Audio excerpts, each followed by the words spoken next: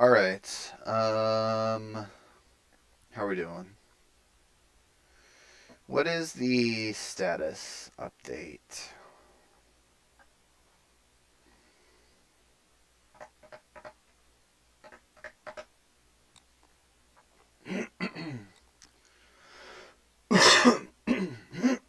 Maybe get herbal water. BRB.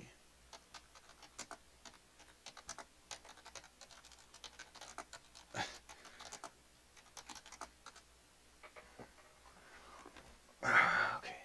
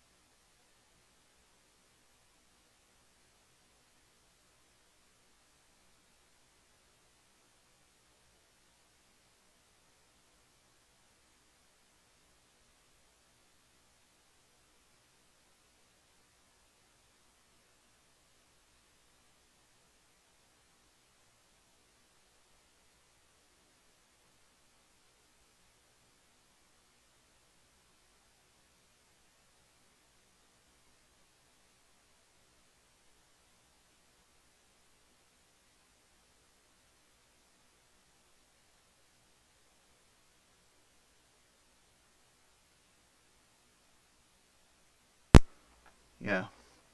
Hmm. All right. What's this? What's this? It's pretty brutal, man. It's pretty intense.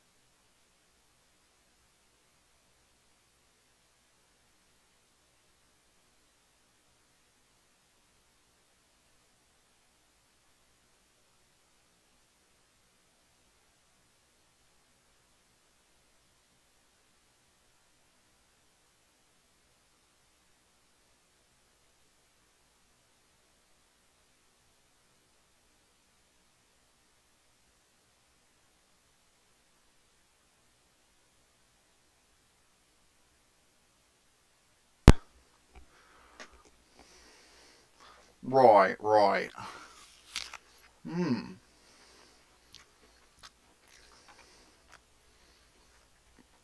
Try to do a Stravik impersonation. Ah!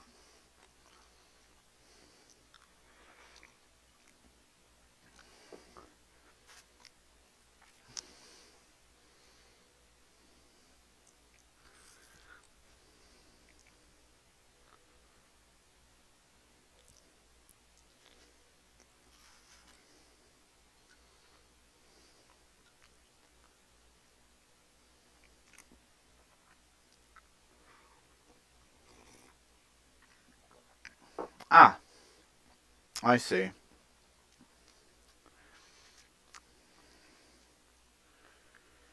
Just waiting for your hair to dry.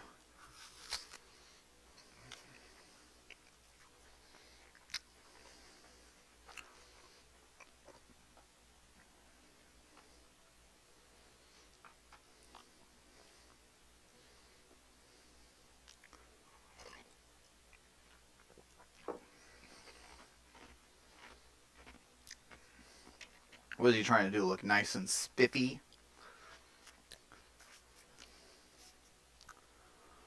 Hmm.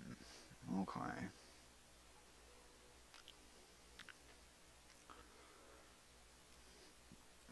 Yeah.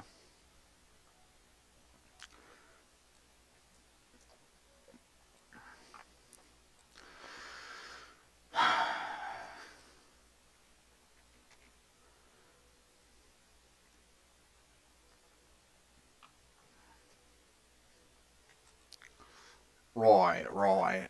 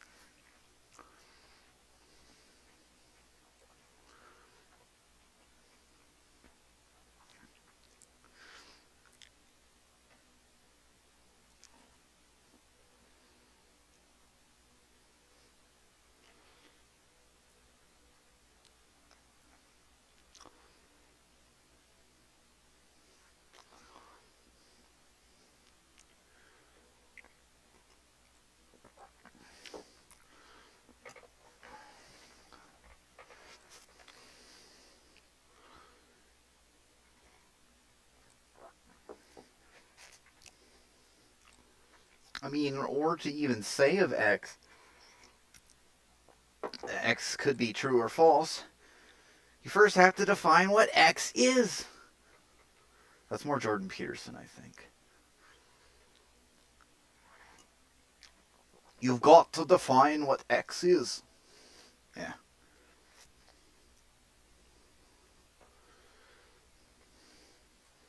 I almost sounded Asian for a second. You've got to define X. To say of X that X could be true or false. Are you even sure that X is a proposition?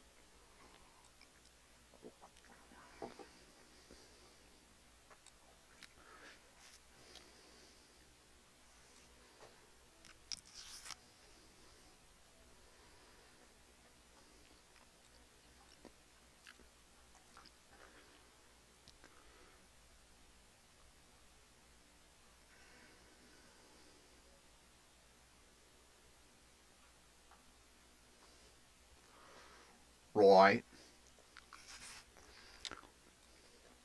I see. Exactly. Okay, that's something he does say. Exactly.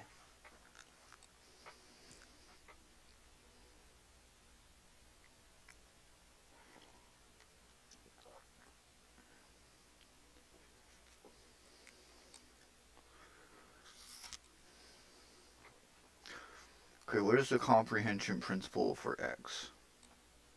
What? What does that even mean? What if philosophy was just a huge waste of time? Well, depends on what you mean by waste of time.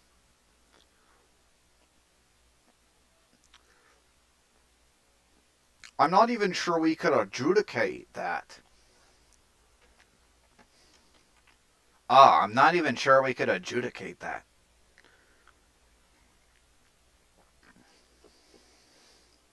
I'm not even sure.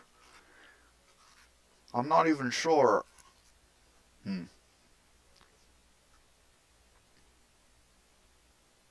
Right.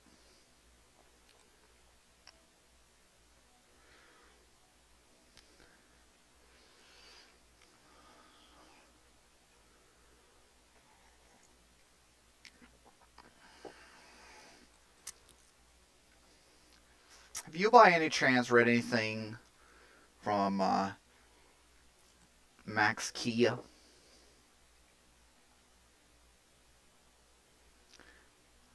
Foucault?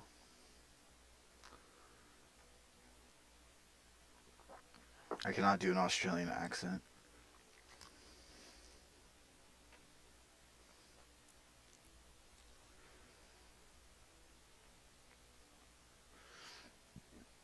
In order to be able to even assign a truth value, you first got to determine if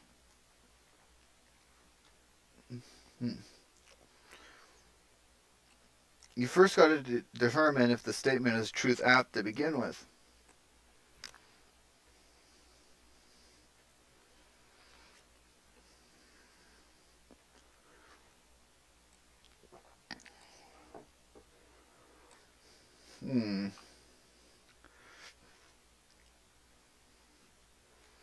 Because then otherwise you could say anything's a proposition. See, that's Jordan Peterson.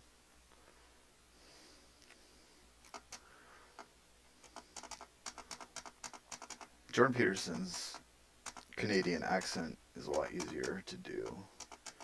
Canadians in general, I think, are easy to impersonate because they just say a boot or sorry, sorry.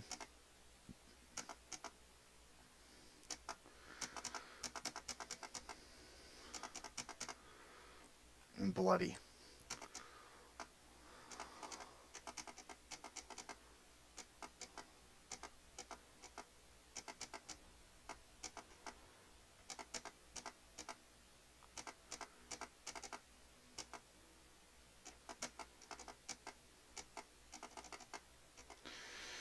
Orlando.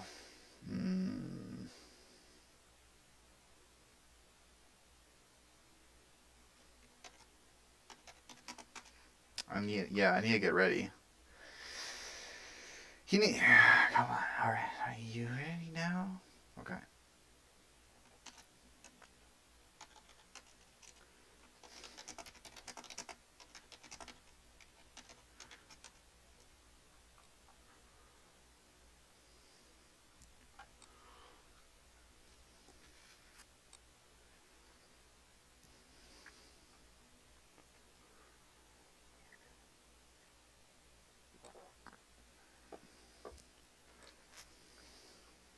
Okay, I need to assimilate really quick.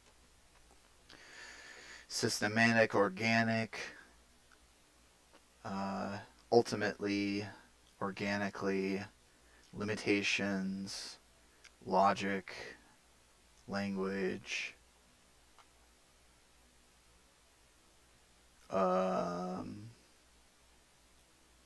so systematic approach. So generally, all right, debate. What is debate for? Why do we debate? Why should we debate? Why should we care what other people who debate think?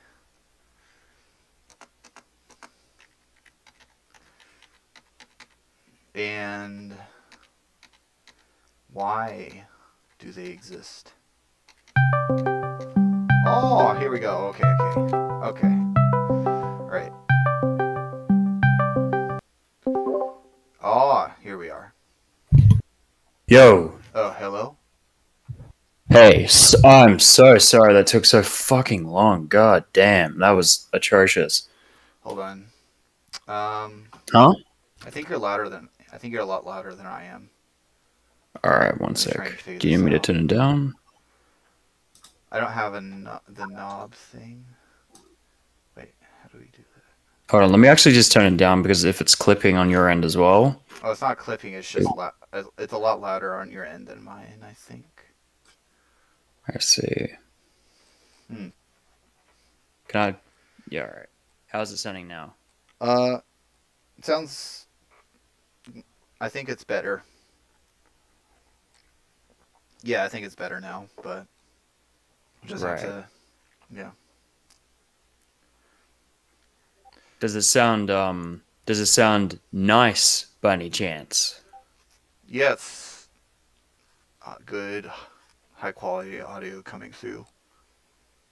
Excellent, because I just turned it down to 69. Yeah. Nice.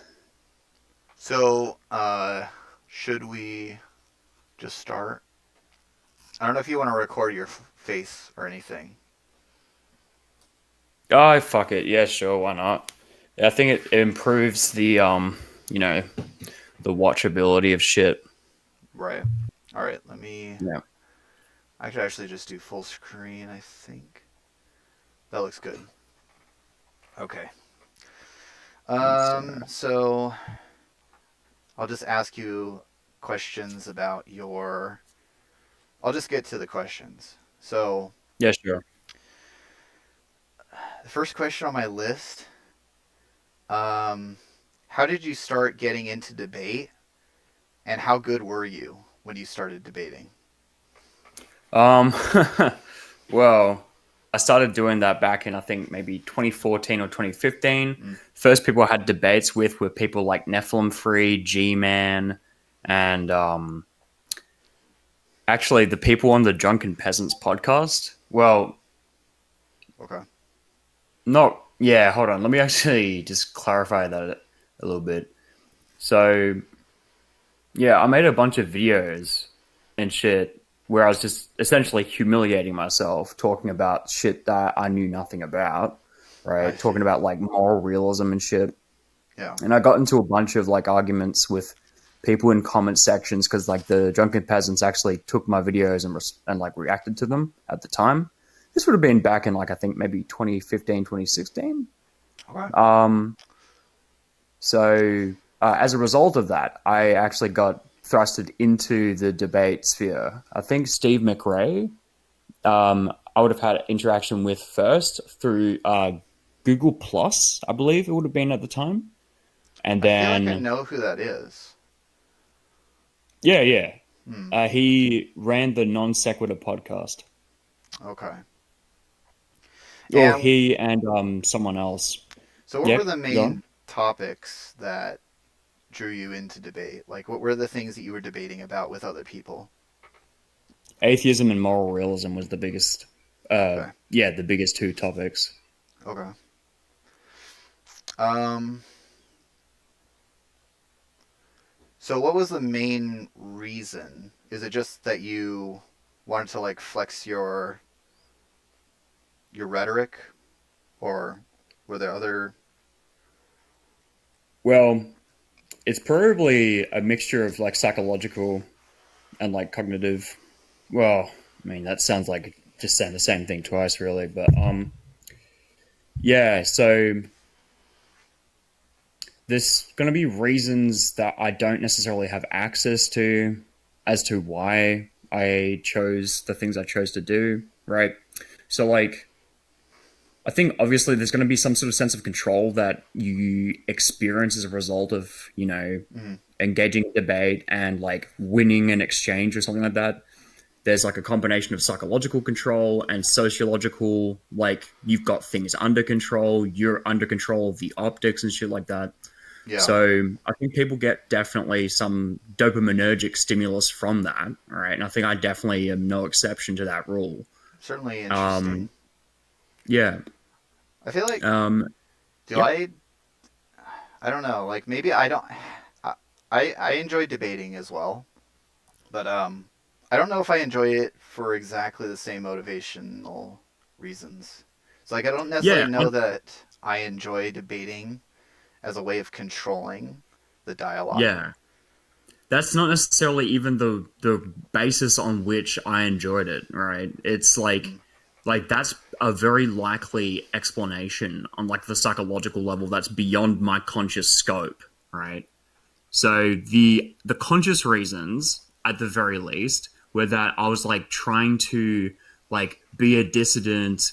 This yeah, is the story that I would tell myself at the very least, right? At the time, because I knew nothing, right? right. I was like being a dissident, starting conversations, starting debates so that like things would get moving in these like areas or something like that. Like as if I was some special, like mover and shaker type thing. Right. So Not true, but obviously. there was definitely a lot Mm, of ego involved, absolutely. Yeah, yeah, yeah.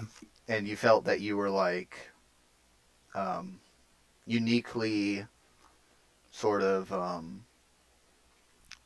you had this sort of like unique capacity or like you played this like special role in the discourse or something. Um, Or is that maybe I that's a little suppose, too? Hmm, yeah. I see. Yeah, go on. No, I wasn't saying anything. I was Right, just right, right. so was the So, learning.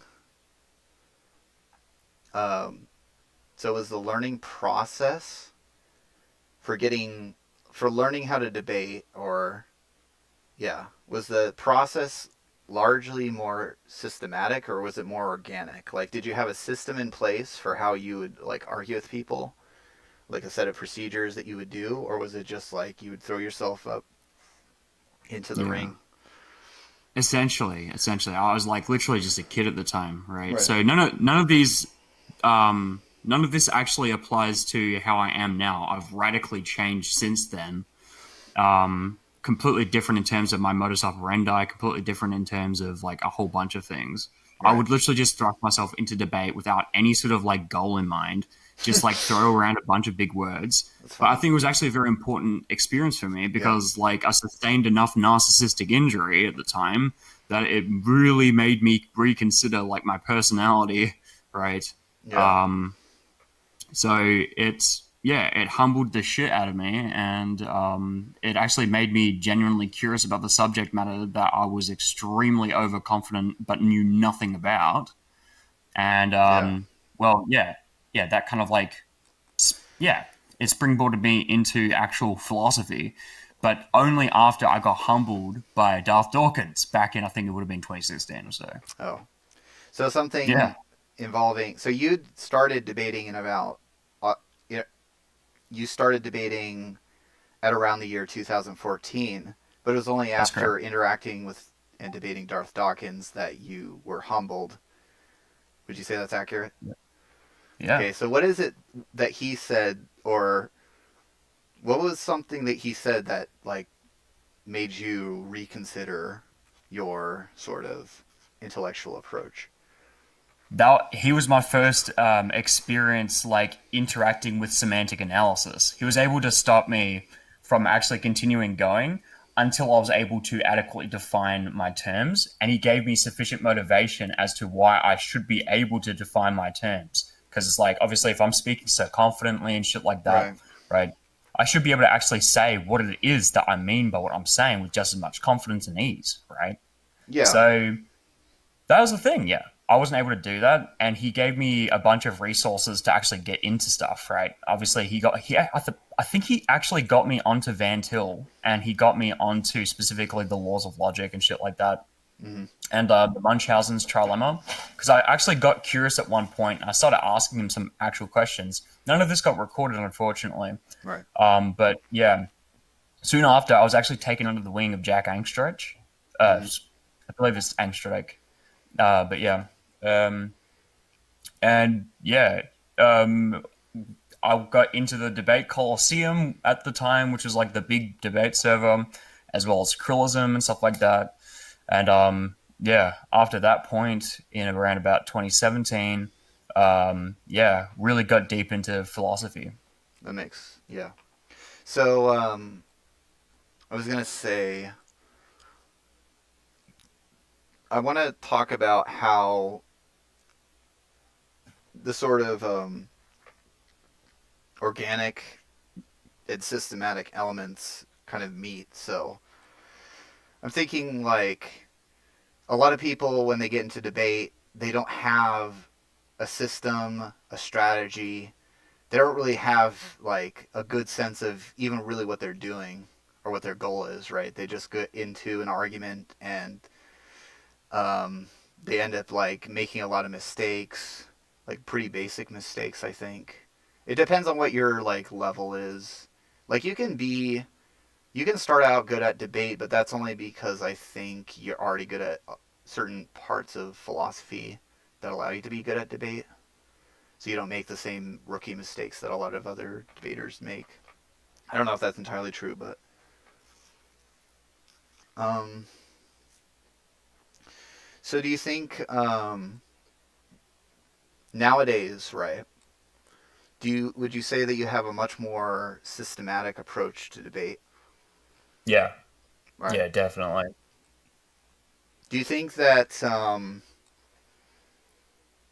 that you have a preference for one over the other? Do you think it's like better to have a system, or do you think it's better Yeah. to like learn from experience? Do not learn by experience. Learn with a system. Have measurable things that you're implementing. Mm, Take measurements. Have an idea of like what qualifies as progress, right? right. And like you realize as soon as you try to like go about doing those things, it's very unclear what exactly you need to do to get a set of measurements together until you have a clear goal as to what you're trying to improve, right? Yeah. And yeah, so I mean, with that in mind, like I think the biggest thing that I've wanted to kind of like improve on has been like dialectical stuff, right? Hmm. If you got the truth on your side and you've got like as close to, well, the strongest possible reasoning that you can access on your side as well, right? Right. You're in a pretty good like stead, way better stead than someone who's just rhetoric maxing, right? Because you Yeah. can't necessarily rhetoric your way like and substantially defeat like substantive dialectic, right?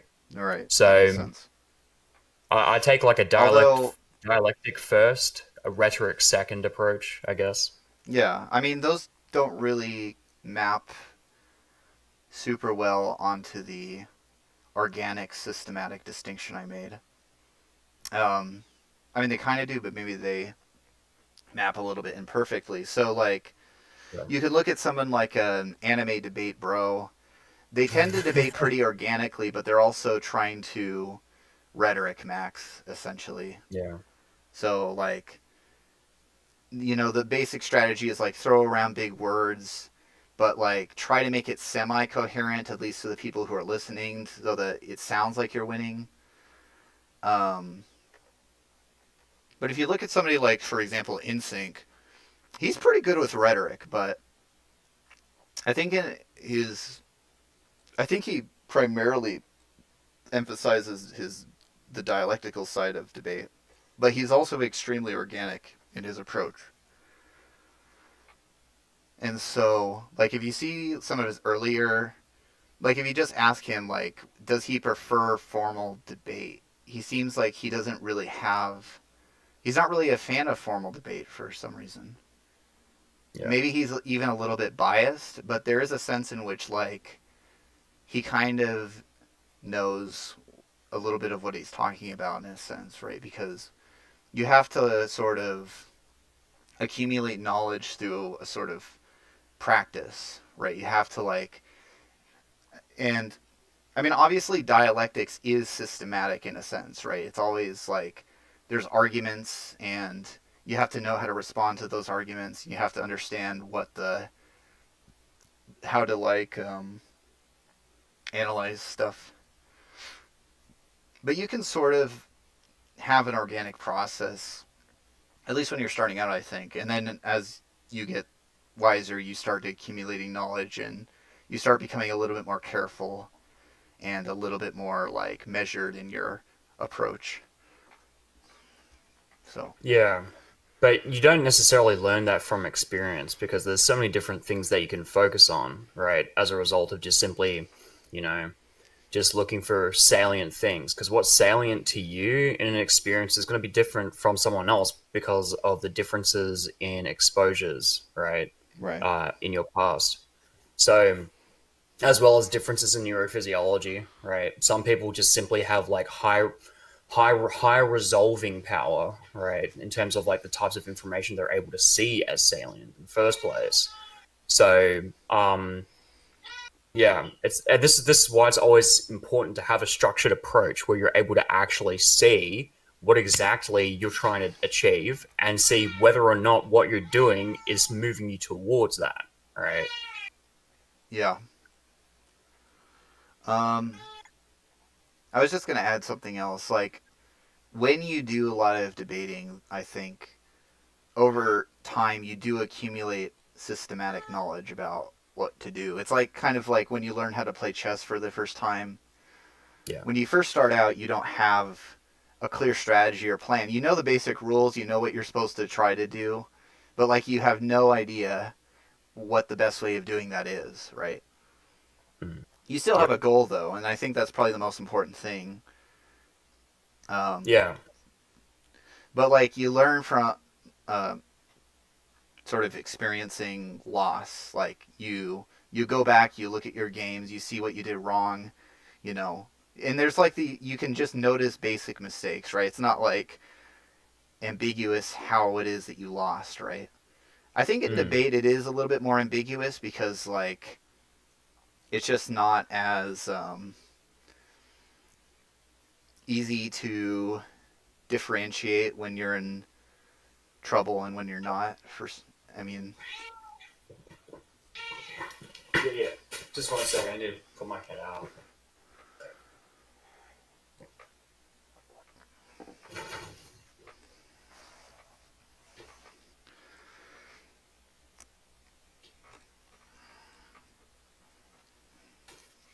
Yeah, sorry about that.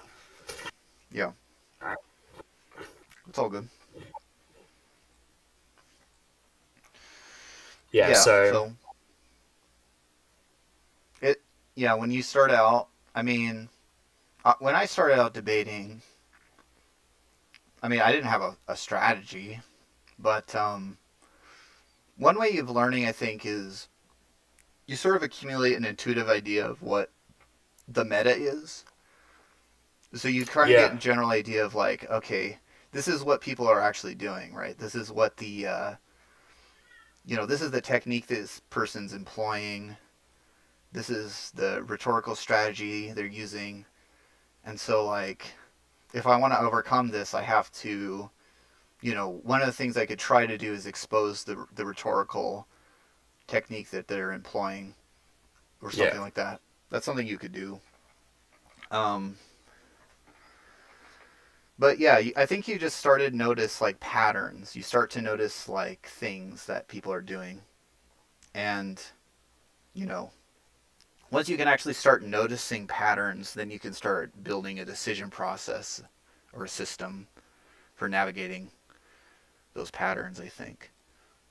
yeah. I mean, I believe this is what uh, me, and Mason were actually talking about not Yeah. too long ago. Yeah. Yeah, I mean, look, every exchange can be divided up into adjacency pairs of, like, such as question, answer, or like proposal and like, what would you say, like a appraisal or something like that, right? Um, or like stimulus response, sender receiver type shit. Yeah. I think I stuck with sender receiver, right?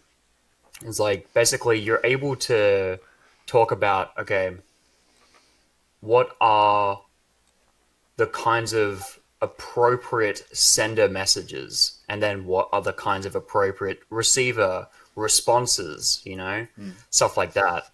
And if you do debates with like the goal in mind of like understanding your opponent's position, Right. right? like it takes you very, very quickly to like, okay, what kinds of responses or what kinds of things can my opponent say, right, Hmm. that aren't actually moving the needle, right? If I'm not actually understanding something as a result of what they're saying, Yeah. right, what exactly is present in there? And then it gets you to start observing what exactly they're doing wrong or what exactly you're doing wrong, right? You may not be paying attention. And that's where Yeah. you'll probably hear a lot of the time people refer to this thing called tracking, right? Mhm. You're not tracking, like track bro, like lock in, like that kind of Yeah, and shit. I wonder about Yeah. that because sometimes it's not really clear to me whether or not that requires like a strong working memory or if it just requires you to have good listening skills, because I think that you can Yeah. have good listening skills and not have a particularly strong working memory, and you can still track the main points of the argument. And if you can track the main points of the argument, then you are better equipped at responding to whatever it is that the other person's saying, I Yeah. think. Yeah, look, if you're good at paraphrasing, right, Mm, you're in good stead, I think, right. because like if you can actually like approach a conversation with the intent to be able to paraphrase what they're saying back to them with a reasonable degree of accuracy, like you think that they're going to say that, or you think that they would sign off on your paraphrase, right? Mm, I think that's actually a fantastic kind of like start. If you've got that skill unlocked, you'll be good at getting into debate, right? yeah. The rest will be determined by how well you can reason and like what substance you're able to speak with. Right. That makes sense.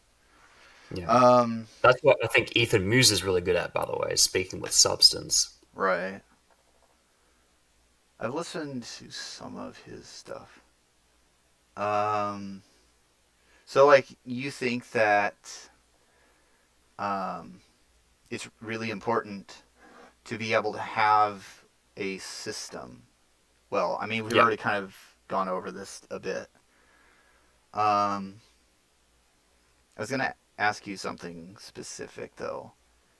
So, what do you sure. think are the limitations of certain kinds of systems for debating? Right? Because like you know that there are people who they have a system in place, right? But they don't. It doesn't really take them very far, right? So Yeah. maybe an example of this would be somebody like T Jump. I'm not sure if he has a system, but he has sort of like a pseudo formalistic approach where like he can sort of bracket what his opponent is doing. He can sort of like you know approximate or I guess categorize different things that are happening. But he's still not Right. good at debate. No. And so I wonder what are good ways of sort of avoiding falling into a formula that isn't taking you very far. It's just is it just like noticing that it's not doing you the favors that you want it to, or is there a more Well, some people are extremely egotistical and they will refuse to actually see anything wrong with the decisions that they've made because, like, they've made their decisions, like, based on their observations and what they're observing is what they're observing, blah, blah, blah, you know? Yeah. Um, Basically, if hmm, you have a mindset like that, I think probably close to no debate framework is going to work, like, period. However, hmm, you're going to still think that it is working, so you probably like yeah, are not the kind of person who would be targeted by, you know, um, considerations such as like how do I determine whether or not my debate system's good? But yeah, yeah, so people like T Jump specifically, I don't think attempt to listen. I think they're conversational narcissists, right? Unless you have some sort of like special status or like people that they want to basically get like into contact with, like they're not actually listening to you. They're trying to make an example out of you because they just see you as a commodity or see you as a stepping stone, right? yeah, Um, yeah, basically that's the core problem with him is he doesn't listen, and he's just Right. trying to jump in on the nearest buzzword that he knows how to respond to. I think there's this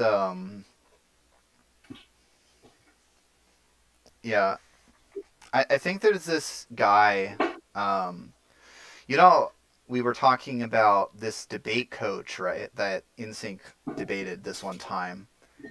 I think you need to actually see that video. I don't know if I don't have it on hand, obviously, but I can go look for it, or maybe InSync could send you a link.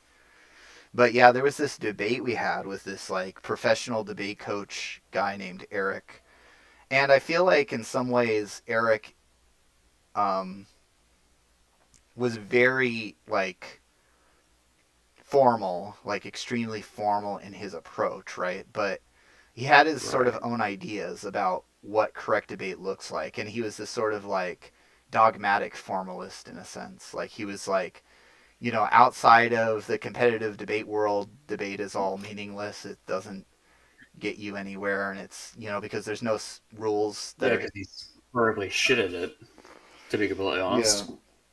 Yeah, if debate outside of controlled formal context get you nowhere, that's just because it's a skill issue. Yeah. Yeah, that's also an ego issue, right? Right. Because usually people who can't live without having all those controls in place are gigantic egomaniacs who need like this control or this ability Right. to be able to control, right? But they've never been able to because they just suck at shit. But they think that they shouldn't have to do the requisite training, and that their ideas are just like fucking like gold from the get go or some shit. It's just absolutely Yeah. embarrassing. It's like a self own to say that, you know, non formal debates are meaningless, but formal debates are like meaningful or like, you know, I see. yeah.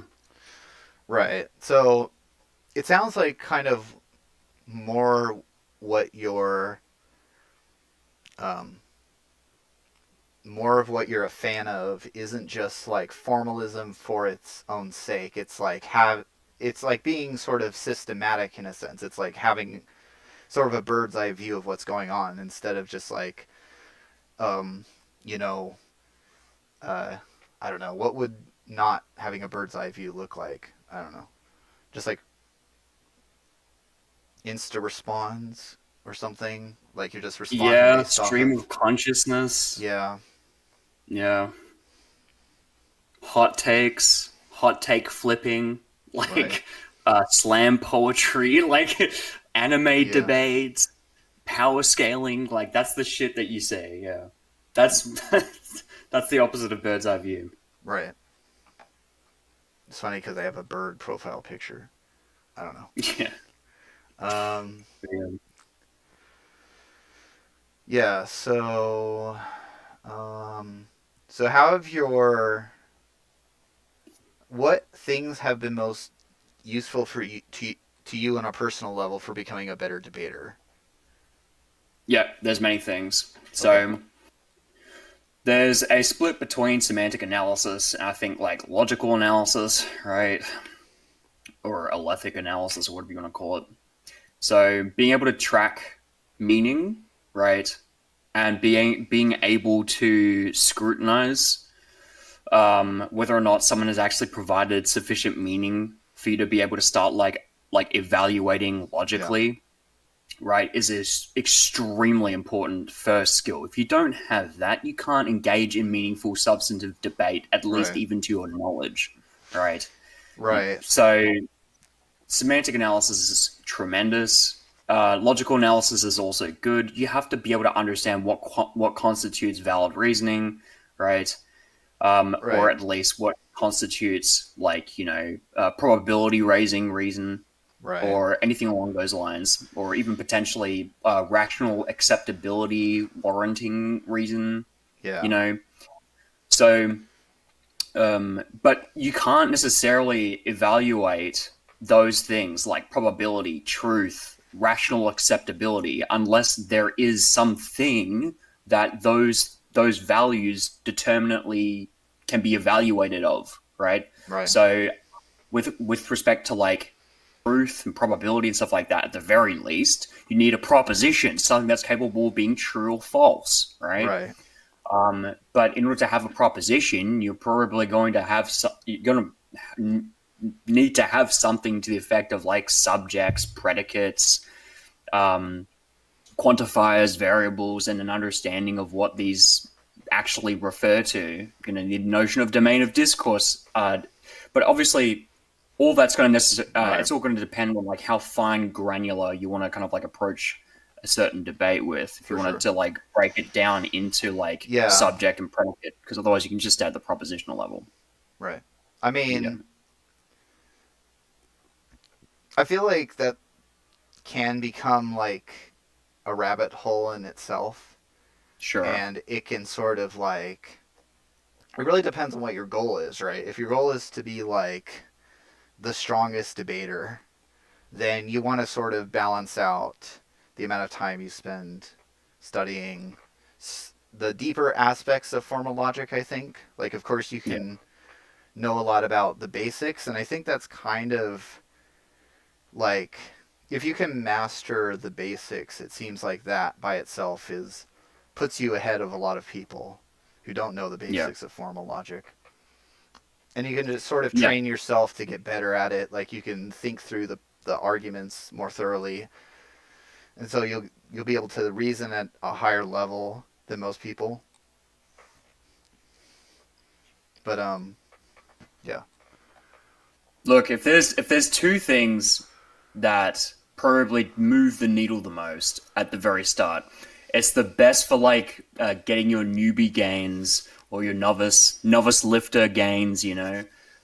It's basically learning up to a level of competence in the semantics of first order logic and learning about how to very consistently deploy the introduction and elimination rules that you get from Genshin style proofs, or like just simply like Fitch style natural deductions, right?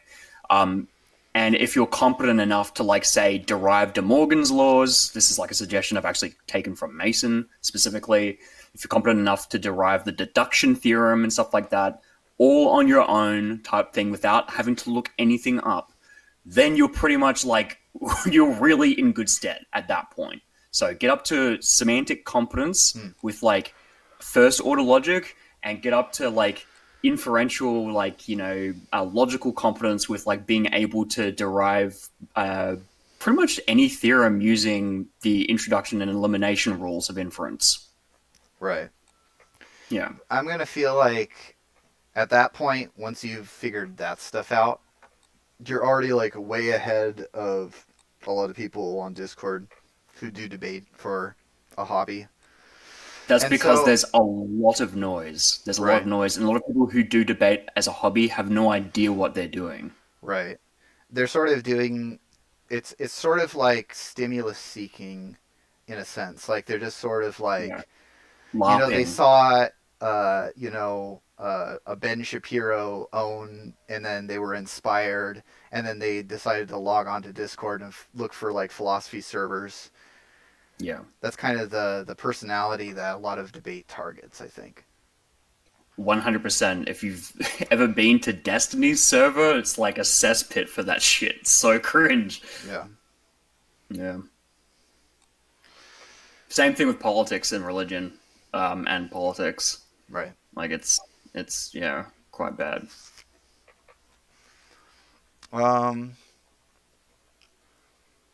Yeah.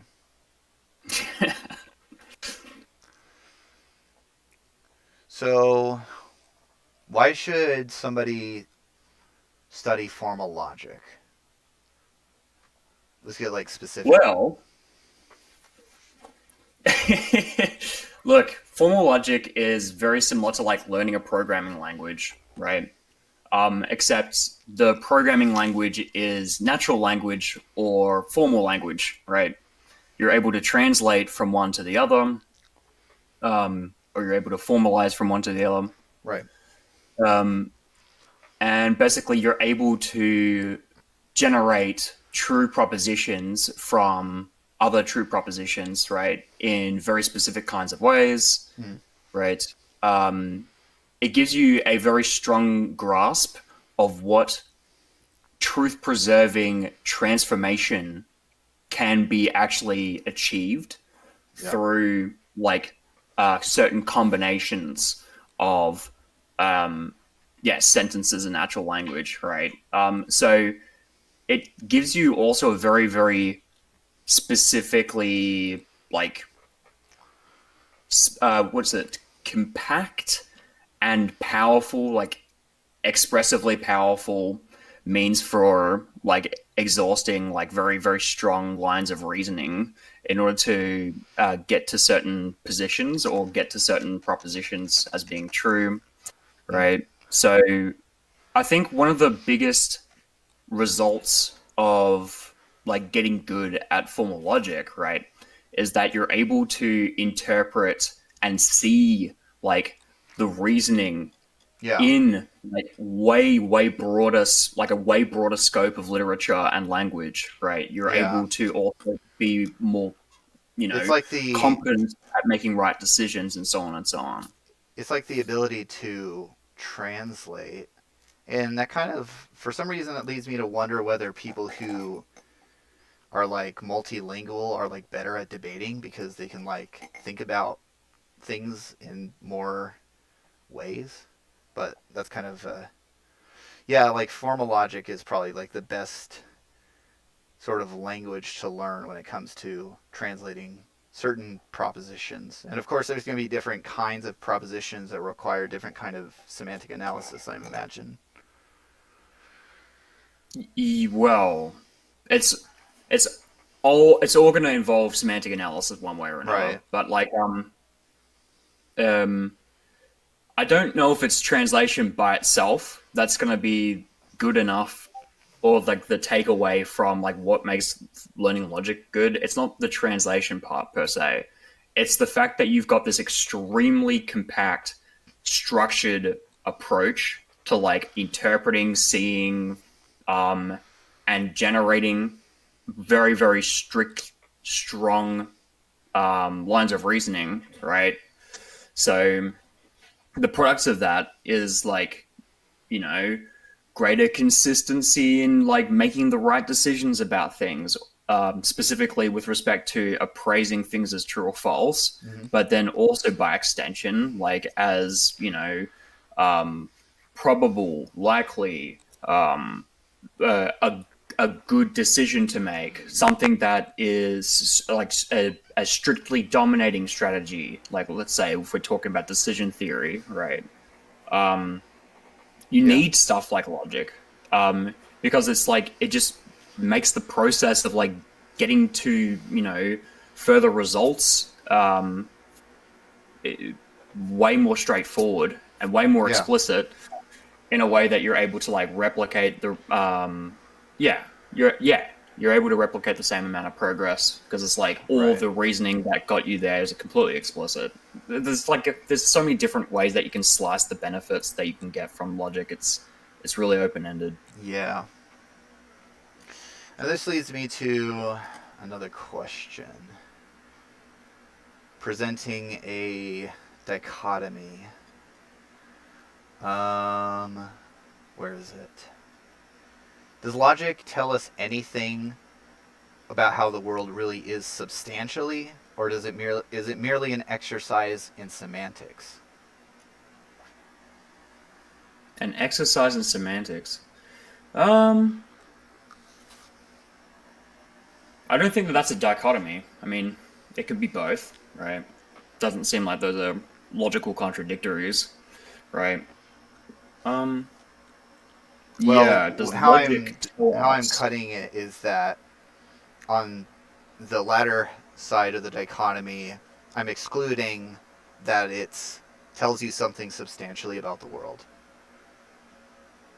I don't know if that makes sense, but Okay. So does it tell us something substantial about the world, or does it not tell us something substantial about the world? yeah, That's yeah. No, that's going to be a kind of question that is difficult to identify, like what actually adjudicates a correct answer, right? This is one of those areas for which I'm broadly quietistic about. yeah, I don't know if there's an answer to it, right? personally. And I don't think that many people are going to find it easy to actually, you know, express like what exactly adjudicates their theory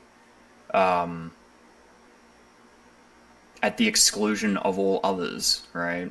So the verdict will, I think, for the most part, for anyone who's going to be offering a theory, the verdict will still be out, right?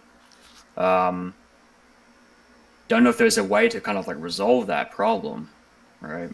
Until there's some sort of like, I don't know, giga god tier meta philosophy, right? That's Yeah. just like the correct meta philosophy and philosophical method that actually arrives at philosophical knowledge and truth, capital T Yeah. truth and shit. And to like even that, formalize the proof, you need ideal language. I don't know. Oh, that's a good segue, I Yeah. guess. Yeah. Well, I wasn't going to get quite to ideal language yet, but we're still talk a little bit about logic, I think. Sure. Or Yeah. maybe we could talk about. Here's another question: is metaphysics meaningless? Is metaphysics meaningless? Well, no, the word metaphysics is meaningful because it refers to the discipline of metaphysics. Like, I think the question needs a little bit more specification. So, like, yeah, the activity of doing metaphysics does it produce meaningful propositions, or like does doing metaphysics like allow you to arrive at like meaningful conclusions about things, or to ponder meaningful questions even? It's very difficult to say what constitutes doing metaphysics. The way Yeah. that at least I'm inclined to say is at least a intelligible way of doing metaphysics, right? Probably would be something along the lines of like day-ray analysis or philosophical modeling, right? Where it's like we're talking about things that we take to be relevant to like existence itself, right? So it's like, say, if you were to make science domain neutral, something like that, and we were trying to model, okay, what would it take to produce a language that was capable of supporting such domain neutral truths, right? Mm-hmm. That seems to be the kind of thing that philosophy, well, sorry, yeah, ontology and metaphysics would be trying to do, is provide such a theory or conceptual scheme that's capable of supporting such domain neutral, like Okay. worldly truths, right? So I think that can be broadly done Right. a priori, right? And if this is in fact like a something that describes what most people in metaphysics are doing, then I think it's pretty straightforward from that point that, yeah, metaphysics can technically provide substantive or, like, you know, meaningful results. But as to whether or not anyone actually does is probably a different question. I have not seen, I think, a single result from metaphysics that seems to produce, like, you know, debate ending results.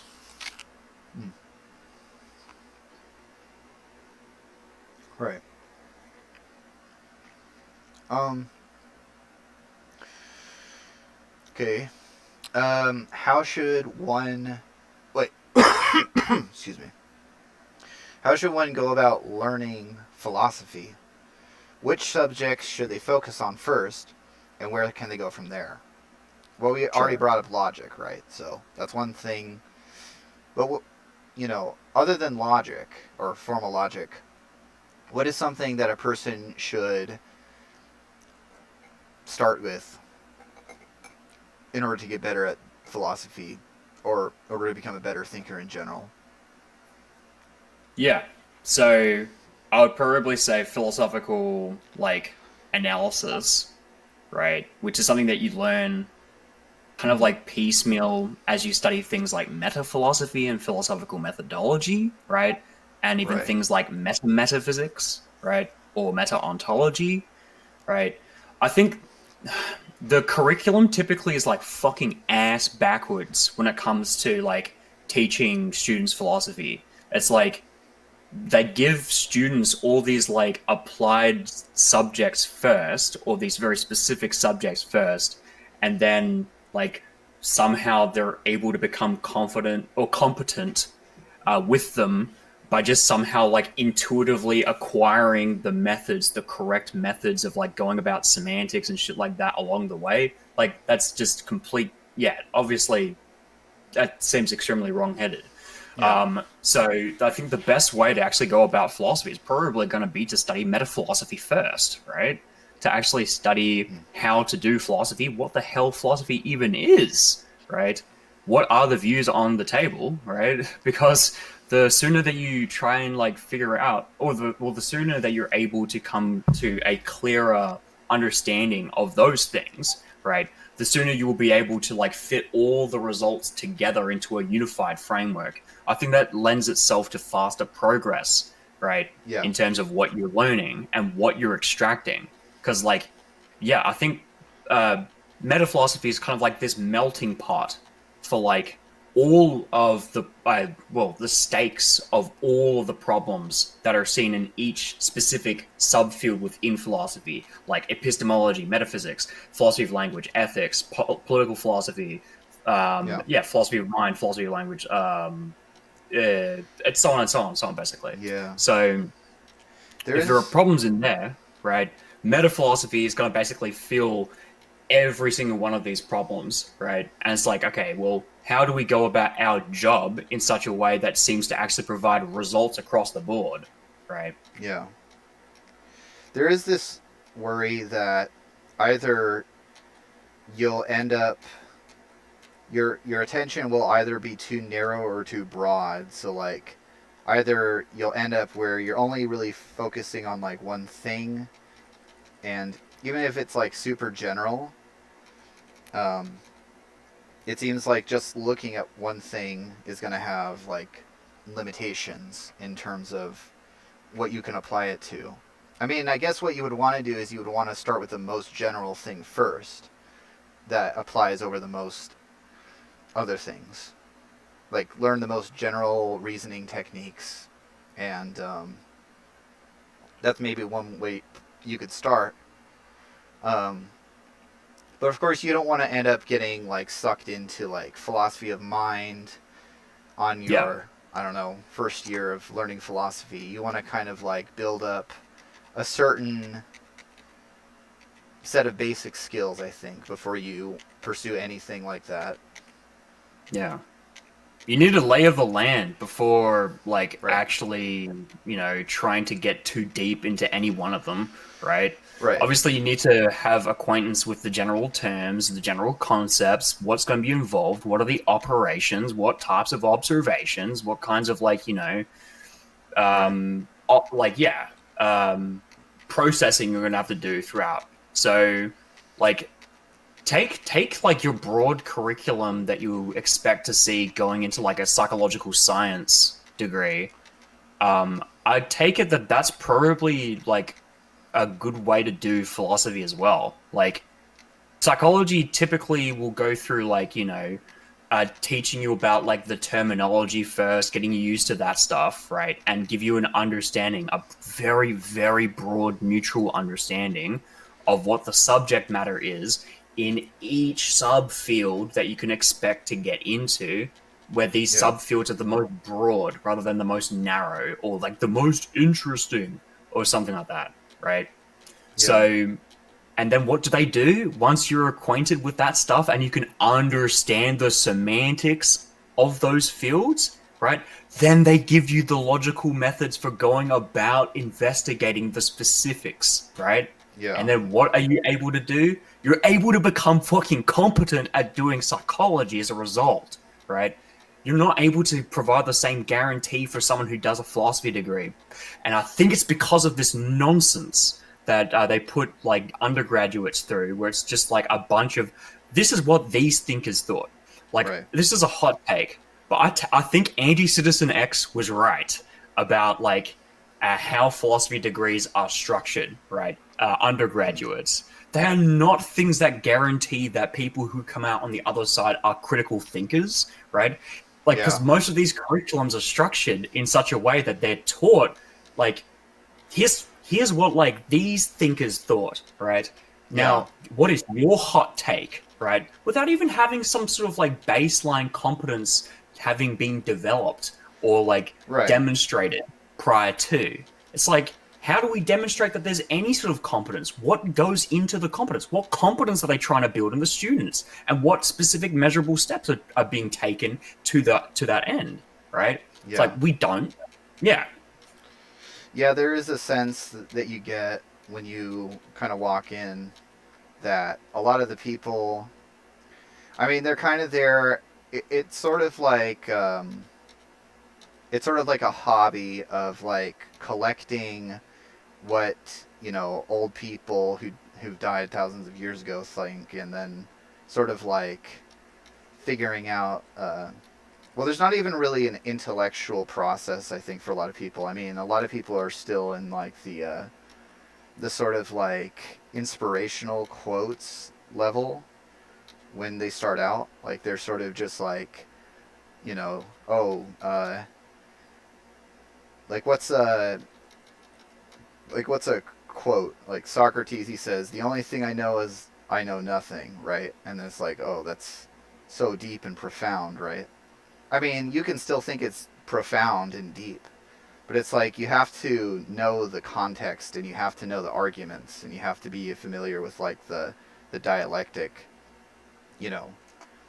You can't Yeah. just be like, "Oh, I'm just going to collect a bunch of quotes from dead philosophers and that'll just be my interaction with philosophy," right? That'll be the Yeah. extent of my intellectual engagement um with philosophy. Right. Yeah. And this is the thing. It's like it seems like the reason why they get you to read people like Kant is because it's like you have to upskill at being able to read dense, tough texts. But here's the thing: the denseness and toughness of reading is not the fucking takeaways of any of Yeah. these philosophy like learning materials at all, right? Right. And nor is the learning material structured in such a way to guarantee that you do actually get good at reading like Right. and understanding how to interpret dense and tough texts, right? Okay. None of that shit's ever focused on. It's a bunch of horse shit. It's like basically, it almost feels like a hazing ritual, right? Right. If anything, because there's nothing that you gain out of it except for like maybe the top 1% who have already got a crap ton of skills because their parents were philosophy professors or math professors or logic fucking specialists or something like that, right? Or engineers or, Yeah. It's So, all sort of based on like um the curriculum is not necessarily. It sounds like what you're saying is that the curriculum isn't strictly based on like making you a better at philosophy. It's like you know, but it's yeah. I had a friend mm, or somebody that I used to talk to who's like he was kind of into philosophy and he still is really into philosophy, but he tried getting like involved in a deeper sense with like what people were doing in philosophy. Um, yeah, and then he noticed that there was just like a lot of like like it's all based on it's like a I don't know how to explain for some reason, but it's like it's almost like politics in a sense where it's like you already know who the people are who are like funding it and like you kind of have this like it's like this bureaucracy, right, where yeah. yeah. I think we're getting a little bit adrift here. Right. So, like, specifically, the point that I'm making about like, philosophy curriculums is that it's actually surprising like how ass backwards it seems that they go about, telling or teaching people to get good at philosophy. If anything, it seems like the way that they go about it would actually needlessly like extend how long it would take before they actually do get good at philosophy, Right. unless they already are good at philosophy, right? Right. And if they are already good at philosophy, what the hell is the point of doing this needless pageantry game shit, right?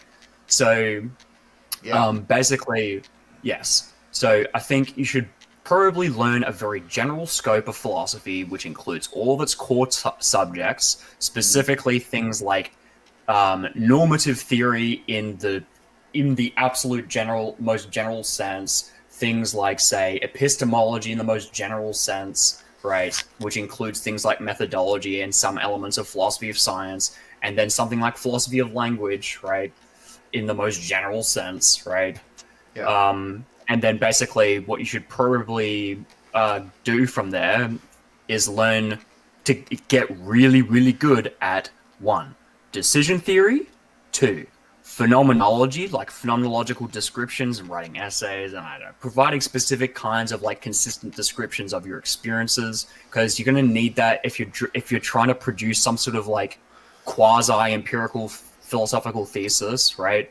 Right. If you're going to base it in something that's non-empirical, you're probably going to need something like a phenomenological analysis that you're going to base it in, you know. So you need to be able to do that well, right? And you also need something like you need formal logic. There's non-negotiable. Get Right. good at formal logic. Then Yeah. semantics. I was gonna say, I mean, I don't want to get too like far away from the thread of the general thread of the conversation. I do Yeah. notice sometimes that like some people who are there are some people who have this sort of like this bias against logic, or they'll think like, oh, logic is kind of doesn't really tell us anything meaningful about the way the world really is. And I was kind of speculating, and I sort of wondered whether or not that was partly due to like the rationalist community, and how they sort of like have this negative association, because like rationalists, they tend to be quite like they tend to be quite insufferable, I think. I mean, at least the earlier ones maybe. And so they have this sort of like idea of somebody who is interested in philosophy as like this like neckbeard redditor or something. And maybe that partly explains why people have the attitude towards logic that they do.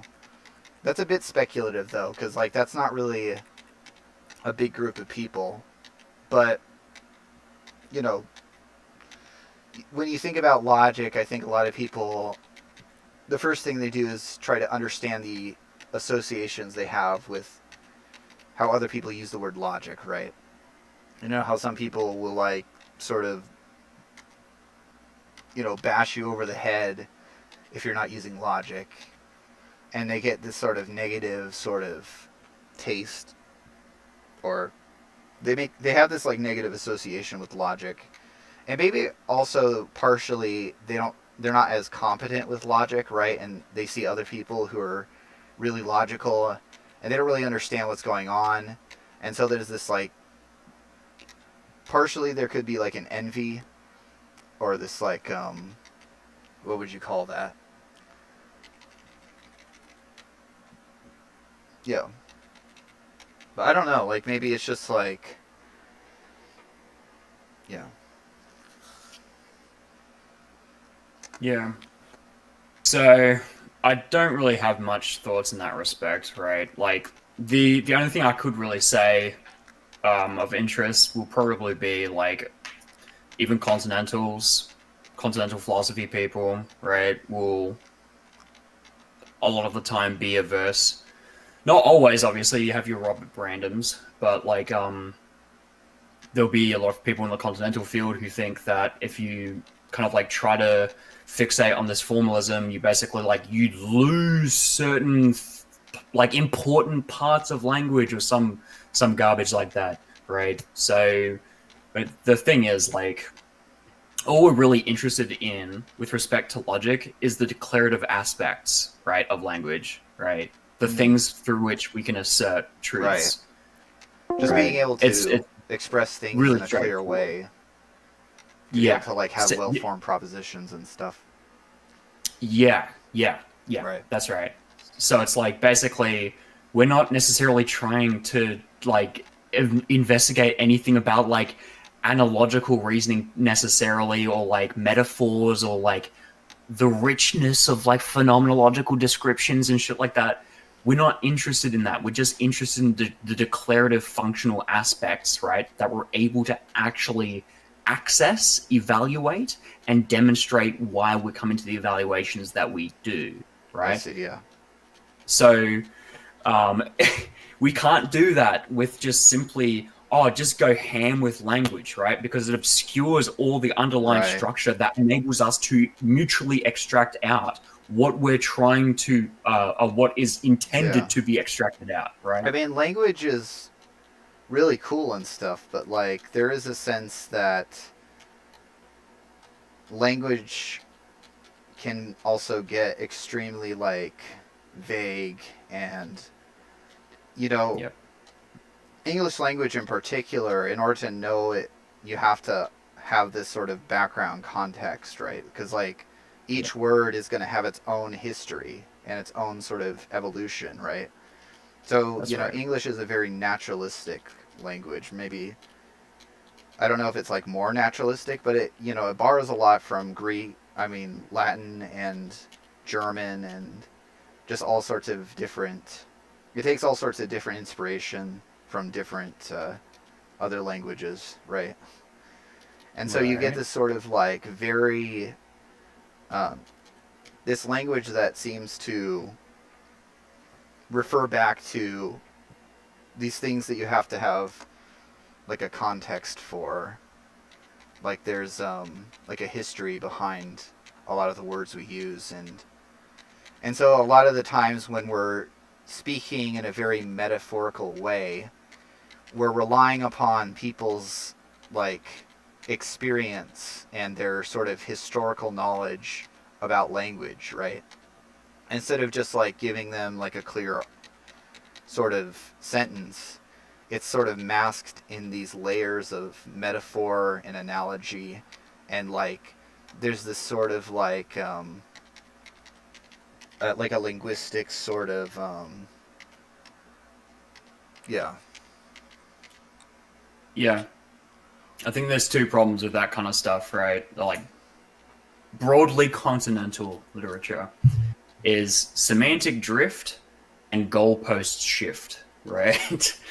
And it's a bunch of shit. It's Yeah. impossible to get them to pin down the meaning of even their own sentences or like their own words and stuff like that.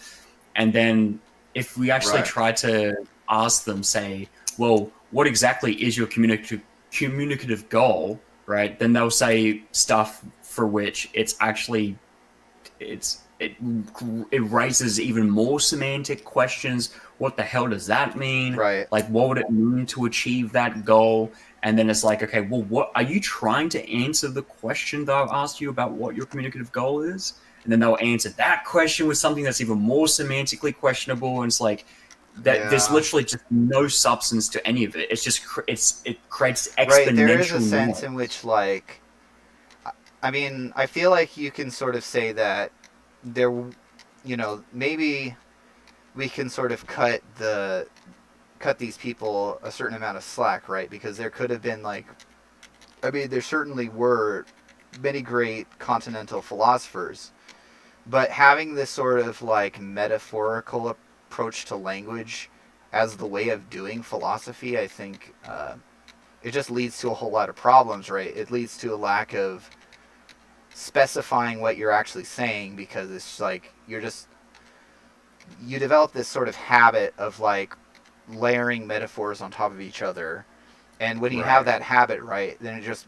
makes it hard to actually determine what you're actually saying, Right. Like get a determinate meaning for what the words you're using are referring to or how they're functioning.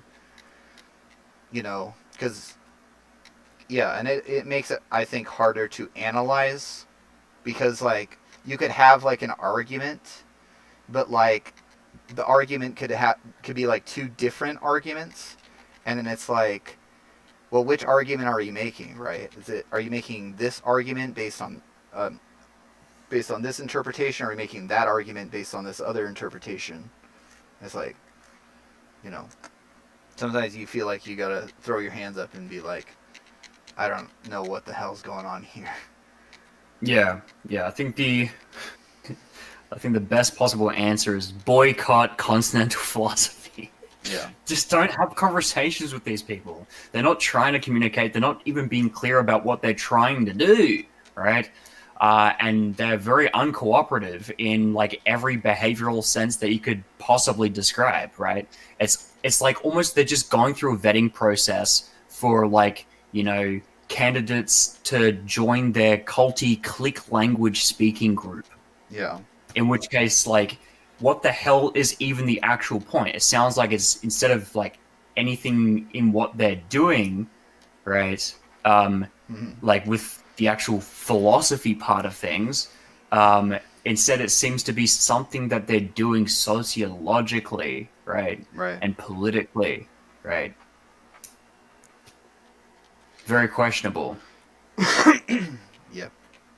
All right, let me go and check some of these ones. So how would one go about developing their own philosophical framework as opposed to just borrowing, right? Because like when you start out, you sort of borrow ideas to a certain extent, but like what would your advice be for like developing your own approach to doing philosophy? Like have your own ideas about the world and stuff. Yeah.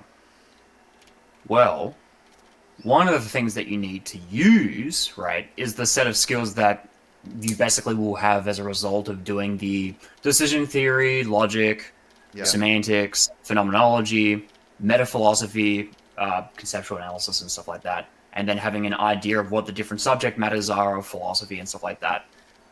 Deploying the phenomenological method, right, on a given set of like entities or like a given set of observations, stuff like that, trying to really rigorously describe them, what exactly you're observing, right, or what exactly you're introspecting or what you're thinking or something like that, and then using the other methods like logical modeling and shit like that, to basically produce things like thought experiments and stuff like that, ranging over the the objects that you're observing or that you're introspecting or whatever, right? To try and arrive at certain intuitions about like, what properties this phenomena might have, right? And specifically, I think what you'd be looking for is for information that you can input into like your formal ontology, right? You're trying to ultimately carve the world at its joints, I think. That's right. a phrase that... So, sorry? Carving the world at its joints. I've heard that phrase brought up in conversations, like with Mason. He seems to think it's like it's, I wouldn't say unintelligible, but it's like not clear that it has an intelligible meaning.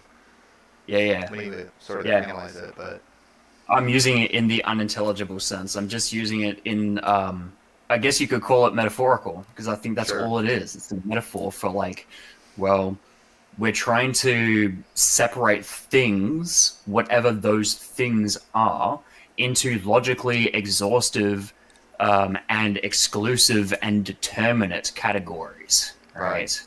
Or subdividing or partitioning into determinate parts that are distinct, Okay.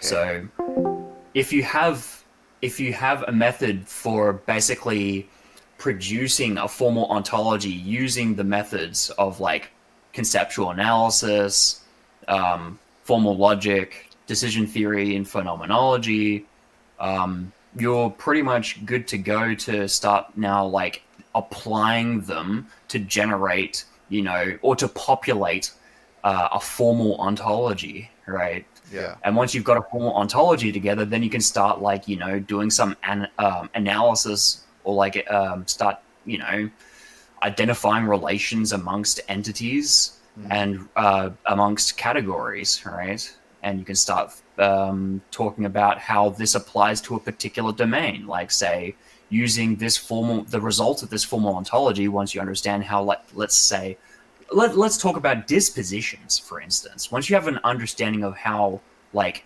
dispositions can be understood counterfactually versus non-counterfactually, or like versus like, say, a powers-based analysis of dispositions or something along those lines, right? Then you can start talking about things with extreme clarity and precision, such as the philosophy of action, the philosophy of abilities, even things like, say, knowledge how, or practical knowledge, and things like, let's say, methodology, right? Or like, let's even talk about things like the interventionist model of causation.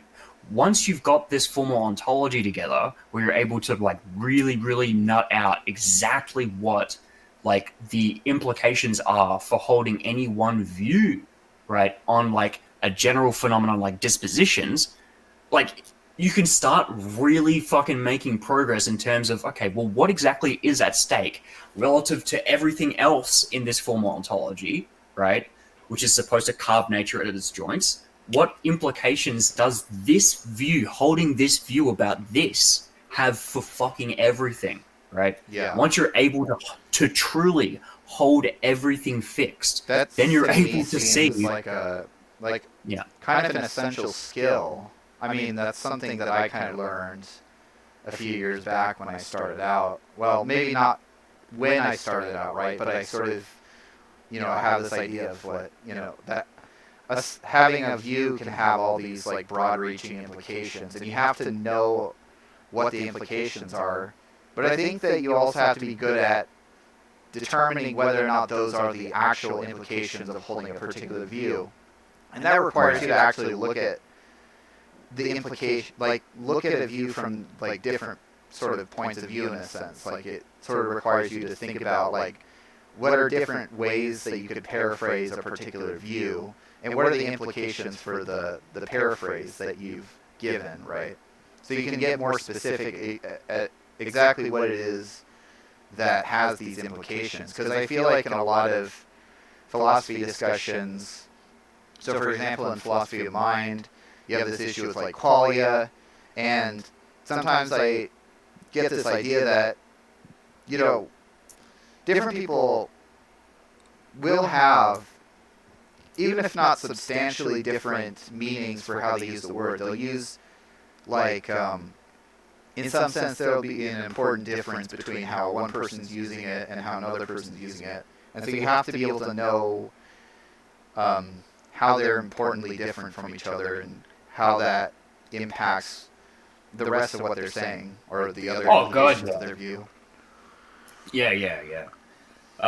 One of the biggest problems that you will learn only if you like studying things like metaphysics, right, or meta-ontology and meta-philosophy, stuff like that, right, is the extremely pervasive and catastrophic problem of not being able to distinguish between whether or not there's a dispute that's substantive versus one that is merely verbal, right?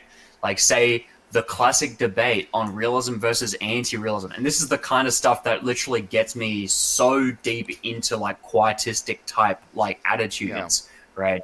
Is we're not able to determine in a lot of cases whether the dispute between the anti-realist and the realist is just merely verbal, right? Yeah. Is it just simply a matter about like how we're choosing to define our terms, right? Right. Is there any substantive fact of the matter that we're even disputing over? Like, we might be just saying the same thing under like this veneer of syntactically contradictory like sounding views, right? right? Or Yeah, I mean, superficially contradictory or my incompatible. view on that is that I do think people are like have substantially different ideas or beliefs, Of course, but of course. you have to sort of entangle that, and you have to sort of, ask people to define their terms. Okay, what do you mean by objective? What do you mean by morality? And even the carving itself, like the distinction between subjective and objective, how do you even interrogate that? Like, how do you actually carve down the middle? And how do you determine when it's subjective and when it's objective, right? And that's when you sort of go deeper into the weeds of the semantic analysis to try and figure out if there's any substance behind these distinctions. Yeah. But yeah.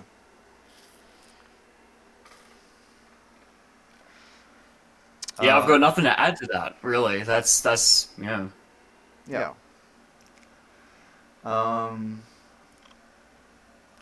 Okay, let's talk about ideal language. What is an ideal language? Right. So, an ideal language is simply, to my knowledge, to my understanding, is just a language that's capable of expressing an extremely large set of truths or facts or phenomenon. Like it's able to explain those things, or it's able to derive truths about those things, or it's able to, like, just simply directly represent those things in a one-to-one correspondence, right? So there's also different kinds of ideal languages. Like I believe David Lewis, Ted Sider, and so on, they talk about like epistemically ideal languages, basically. So, like, for instance, I think in writing the Book of the World, that's probably an example. Like what Cider attempts to do is produce like a language that limns reality, right?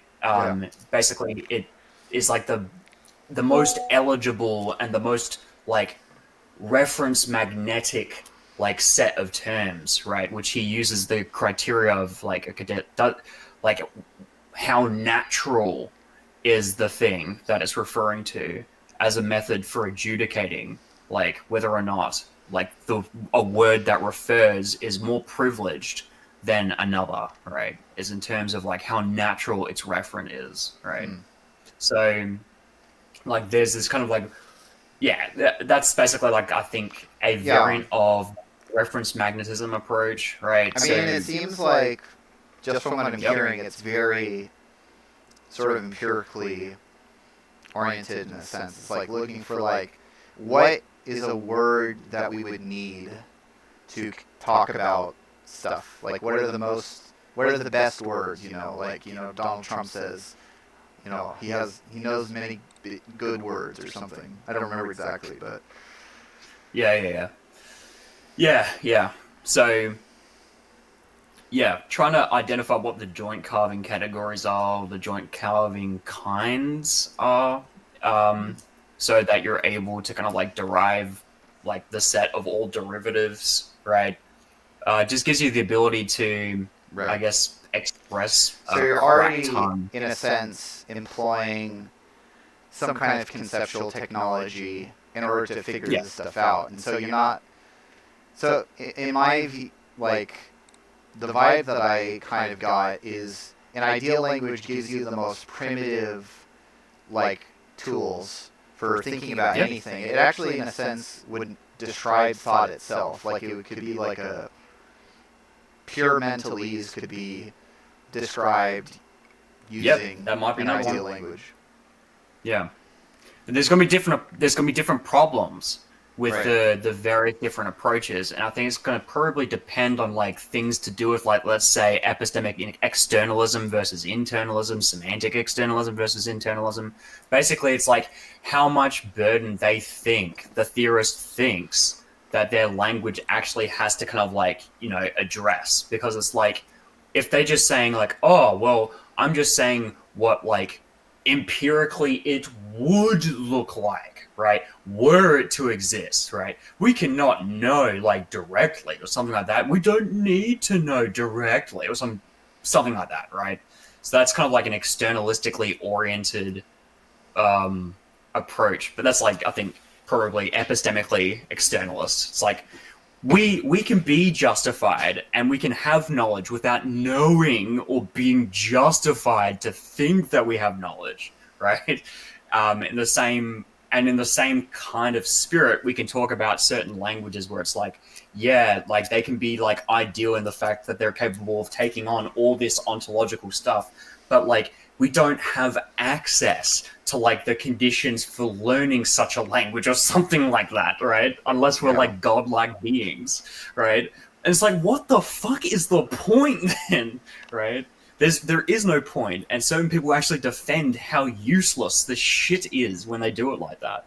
So, but yeah, that's like a problem that's probably going to affect almost every single externalistically oriented philosophy. Yeah. Right. Well, I mean that like epistemically externalistic. It's funny because I sent you a link to a server, and we were talking about languages, right? And people were very skeptical when I brought up ideal language, right? Although I may not be the person to bring it up, right? Because I'm sort of just learning about it just by talking to you. But like people were just like, nah, that can't exist. That's not a real thing. That's like a pipe dream. You know. People don't know what they're talking about. Like, people will say certain things are impossible. It's just like a reactionary, in vogue thing to say. It's like, how do you know that, right? They probably don't even know what's meant by ideal language before reacting to it like continentals, right? This is exactly what they do, right? So they just like react to shit if it's like not part of their in-group's clique language. Yeah. Like, okay, why would anyone care about your position or your opinion if you're that flippant and reactionary in terms of like your reasoning? Right. So, but yeah, look, the Ted Sider, David Lewis approach to ideal language isn't the only way to go about like an ideal language, right? I mean, there's also like purely formal languages that attempt to at least first of all like explain the set of all mathematical truths. So if you take a look at examples like, say, the Mathesis Universalis of Leibniz, which I believe is separate from the Characteristica Universalis. So he, I believe, presents like three separate things, I believe. If I'm not mistaken, there's like the Characteristica Universalis, the Mathesis Universalis, which I think might be a subset of the Characteristica, and then you've got the Calculus Ratiocinata, which is kind of like the whole, like the reasoning engine for the... Yeah. So that's probably an example of like a more formal... formally oriented stuff where it's like you got domain neutrality, right? Arguably, if that's the case, like you could probably make a better case for like maybe epistemic access to it because it's like stuff that we can like reason with, like on a rationalistic type, immediate, imminent epistemology or something like that, right? You could say that on the basis of your understanding of analytic truths, if you have a direct acquaintance theory of epistemology that's strongly internalist, you might be able to actually get to this kind of stuff with like a really strong, like, oh yeah, like I'm absolutely infallible about it, right? Like I've infallibly acquired these analytic truths, and now I've developed this absolutely universal framework, blah blah blah blah, right? So that so Leibniz, Gottlob Frege, his Begriffsschrift, right? Even like Ludwig Wittgenstein's Tractatus to some extent. Although I think it to me kind of seems like it's weird kind of like mixture between kind of like purely formal and like almost empirical type stuff where it's like a basis for science. You could say that there's like a concern with like, you know, there's a way that you could like represent some sort of like mathematical, like a number in, say, like lambda calculus, right? But it's like there's an inherent sort of, I mean, it's like essentially it's like an algorithm, right? For you plug stuff in and you get something It just determinately comes out from whatever you put into it. And it's extremely flexible, right? But then people wonder, well, does this particular, like, symbol, which is supposed to represent this number, is this the true meaning of that number or something along those lines? Right. But, yeah. Yeah, I mean, this is, I guess, part of the blind spot of a lot of these theories, and this is actually stuff that I want to do eventually do work in, right? Is like look into what would be a method of providing like or generating a language that's able to, you know, meet the conditions for being an ideal language in this kind of like applied sense, whilst at the same time being an ideal language in this meta sense, where it's like basically, yeah, like the conditions for even producing the language are ideal, right? Right. So it's like, kind of like it covers also like your meta philosophy and your philosophical methodology as well, not just simply like some sort of application of it, right? Which doesn't like it talks about everything but this philosophical stuff, right? That Okay. is required to generate the language in the first place, right? If it is a truly ideal language in every sense essential to the language, then also it should be essential with respect to the language's existence conditions. That's at least an intuition I have about the matter, Yeah. right? So I don't take any sort of like ideal language to be truly ideal until both its applied and meta variants, I guess, are both in fact ideal, because both of those things are essential to the language, right? Yeah. So yeah. Okay, so then there's the question of how do you get around or solve the problem of ambiguity that sort of seems inherent in language? Yeah, I mean that's trivial when it comes to like creating a formal language or some sort of like regimentation using like first order logic and shit like that. Yeah. Um, I mean, yeah, it seems like there's problem that- limitations in yeah. terms of expressibility with those. I mean, they're Really? sufficiently general, right? And you can talk about all sorts of things, but like, it seems like,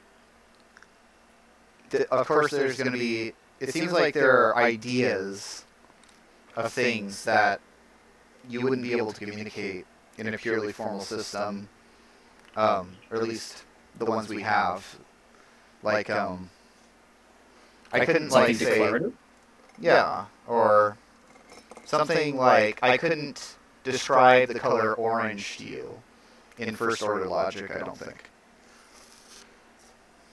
I mean, I don't think there's any language through which you can probably achieve that goal. Yeah, that might be true, right? Yeah. Because it could just be like irreducibly qualitative or something. But I don't know. That's Yeah. Just because just think about the conditions under which we acquire the concept, right? We don't acquire the concept through anything but direct experiential means, and it's like a subcategory of structures within our experiences, right?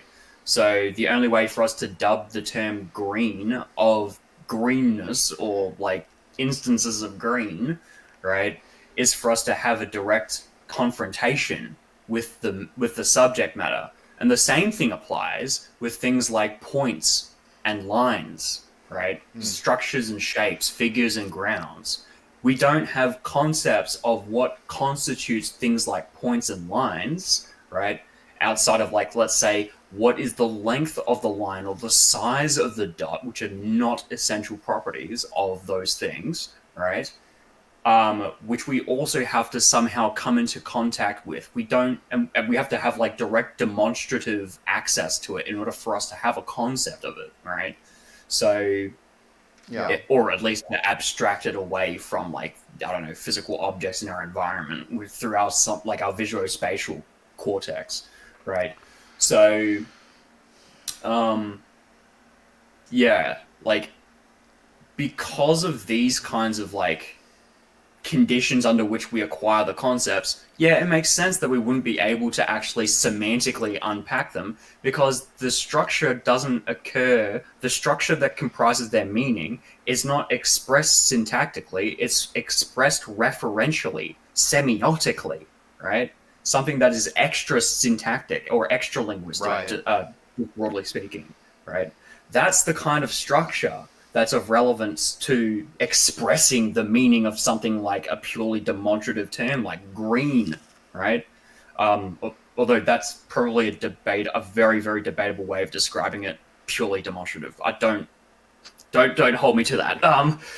But it seems like the conditions for acquiring the meaning of green are purely demonstrative, right? Which is not the case with other things that can be defined by genus and differentia or defined by context and typical exemplar, right?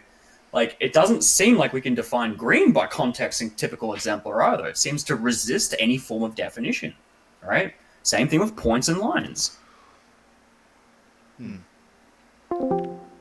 Okay. Yeah. Let's talk about your project, Ontic. Oh, So, yeah. Tell me, Sure. like, what led you to want to, maybe what inspired you to create Ontic, or, like, what process you went through in order to conceive of Ontic as a way of sort of. Okay, so I have not created it yet because I'm not set. I'm not set on how it's going to look. Right. It is far from complete. It's just a side project where I'm attempting to formalize referential relations in the same way that logic seems to formalize inferential relations, specifically a subset of inferential relations called consequence, or like entailment, right? There's a specific kind of referential relation that I'm attempting to formalize or regiment in a very, very loose and generalized notion of formalize, a specific relation of reference called verification, right? Where basically when you refer to something, the thing that you're referring to verifies the thing that is doing the referring, right? So say, for instance, if I say that, like, that is a microphone, then it's being a microphone in like it's existing being a microphone, Right. right? Verifies the proposition that is a microphone. So if yeah, basically the project of formalizing reference in that way is supposed to provide some sort of formal tractable apparatus for engaging in specifically a very fucking strong form of non-inferential justification in the same way that we're able to engage in a very strong form of inferential justification using formal logic, right? So formal ontic is the non-inferential counterpart of formal logic, right? Yeah. And it is formal in a very similar but like distinct way from logic, right? It's not formal in terms of like we're talking about the syntactic forms. We're talking about the like this I mentioned before, like the semiotic forms or like the referential forms, right? Yeah. That occur between seems like a speaker, it yeah, could and be- the object that's being dubbed. Yeah, go. That seems like it could be also kind of a matter of empirical investigation, in the sense of, like, we can just look at how people index a word to a particular meaning, or like how it is that we acquire a concept, and then how we're able to successfully use a word to refer to that concept or something. It seems like we could do that, but I don't know if that's necessarily relevant to actually constructing the language from like first principles, right? Yeah, sure. So it's not necessarily an empirical investigation of how people currently go about referring to things, but rather it's a conceptual engineering project. It's engineering an ideal like language that can produce itself and any other kind of declarative based truth apt language, right? So the idea here is, okay, well, what kind of, like, let's say, meta conlang, like, so by Right. conlang I just mean constructed language, right? But some sort of constructed language for producing constructed languages, right? Yeah. So a Um, metaconlang. yeah, something like that. Yeah. And specifically the kind of conlang that is constituted exclusively by synthetic propositions, propositions that refer to things informatively, like empirical, and things that either exist or don't exist, so on and so on. Yeah. Interesting. Yeah. So, Um. ideally, the application that I would see for such a language would be resolving things like the regress problem in epistemology in a way that's completely uncontroversial, right? Right.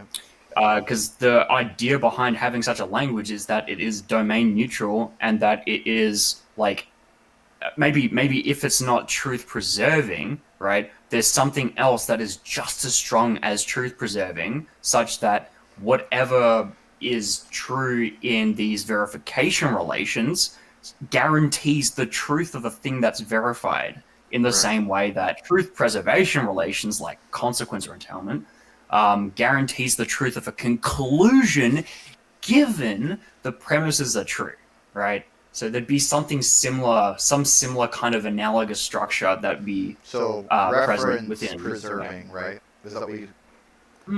I don't know if it'd be reference preserving. It'd probably be something closer to like existence preserving. So like the contents of the proposition or the proposition itself preserves this, like, the referent in a way, right? It Yeah. preserves specifically it preserves like the existence of the reference, or sorry, the referent, right? The thing that exists, right? Yeah. Because the proposition is going to be true if and only if its truth maker exists, right? And it's going to be false if and only if its truth maker does not exist, right? So, in order to generate propositions in the first place, there has to be some mind paid towards the existence condition for the truth maker that it's supposed to represent or model, right?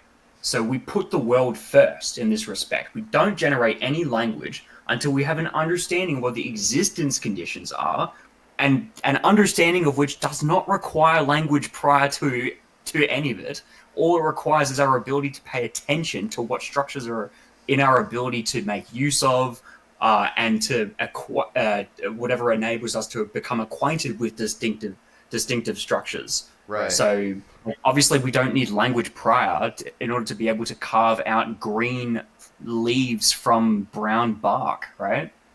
That's stuff that's like before language even exists. If we can do that, then let's just generalize that and then produce language once we actually are able to make the requisite kinds of carvings, right? So it's interesting that you brought up conlang, Mm-hmm. because that's something that I've recently taken a certain amount of interest in. And so, like, so what are your thoughts on conlang as something that actually works as like a natural language, or as a language that people would actually use? So, like, if you were to go about, say, formalizing something maybe ontic as like a conlang, right? There's like a set of terms that it employs, and you can talk about all the things that ontic is about using this specific set of syntactic primitives.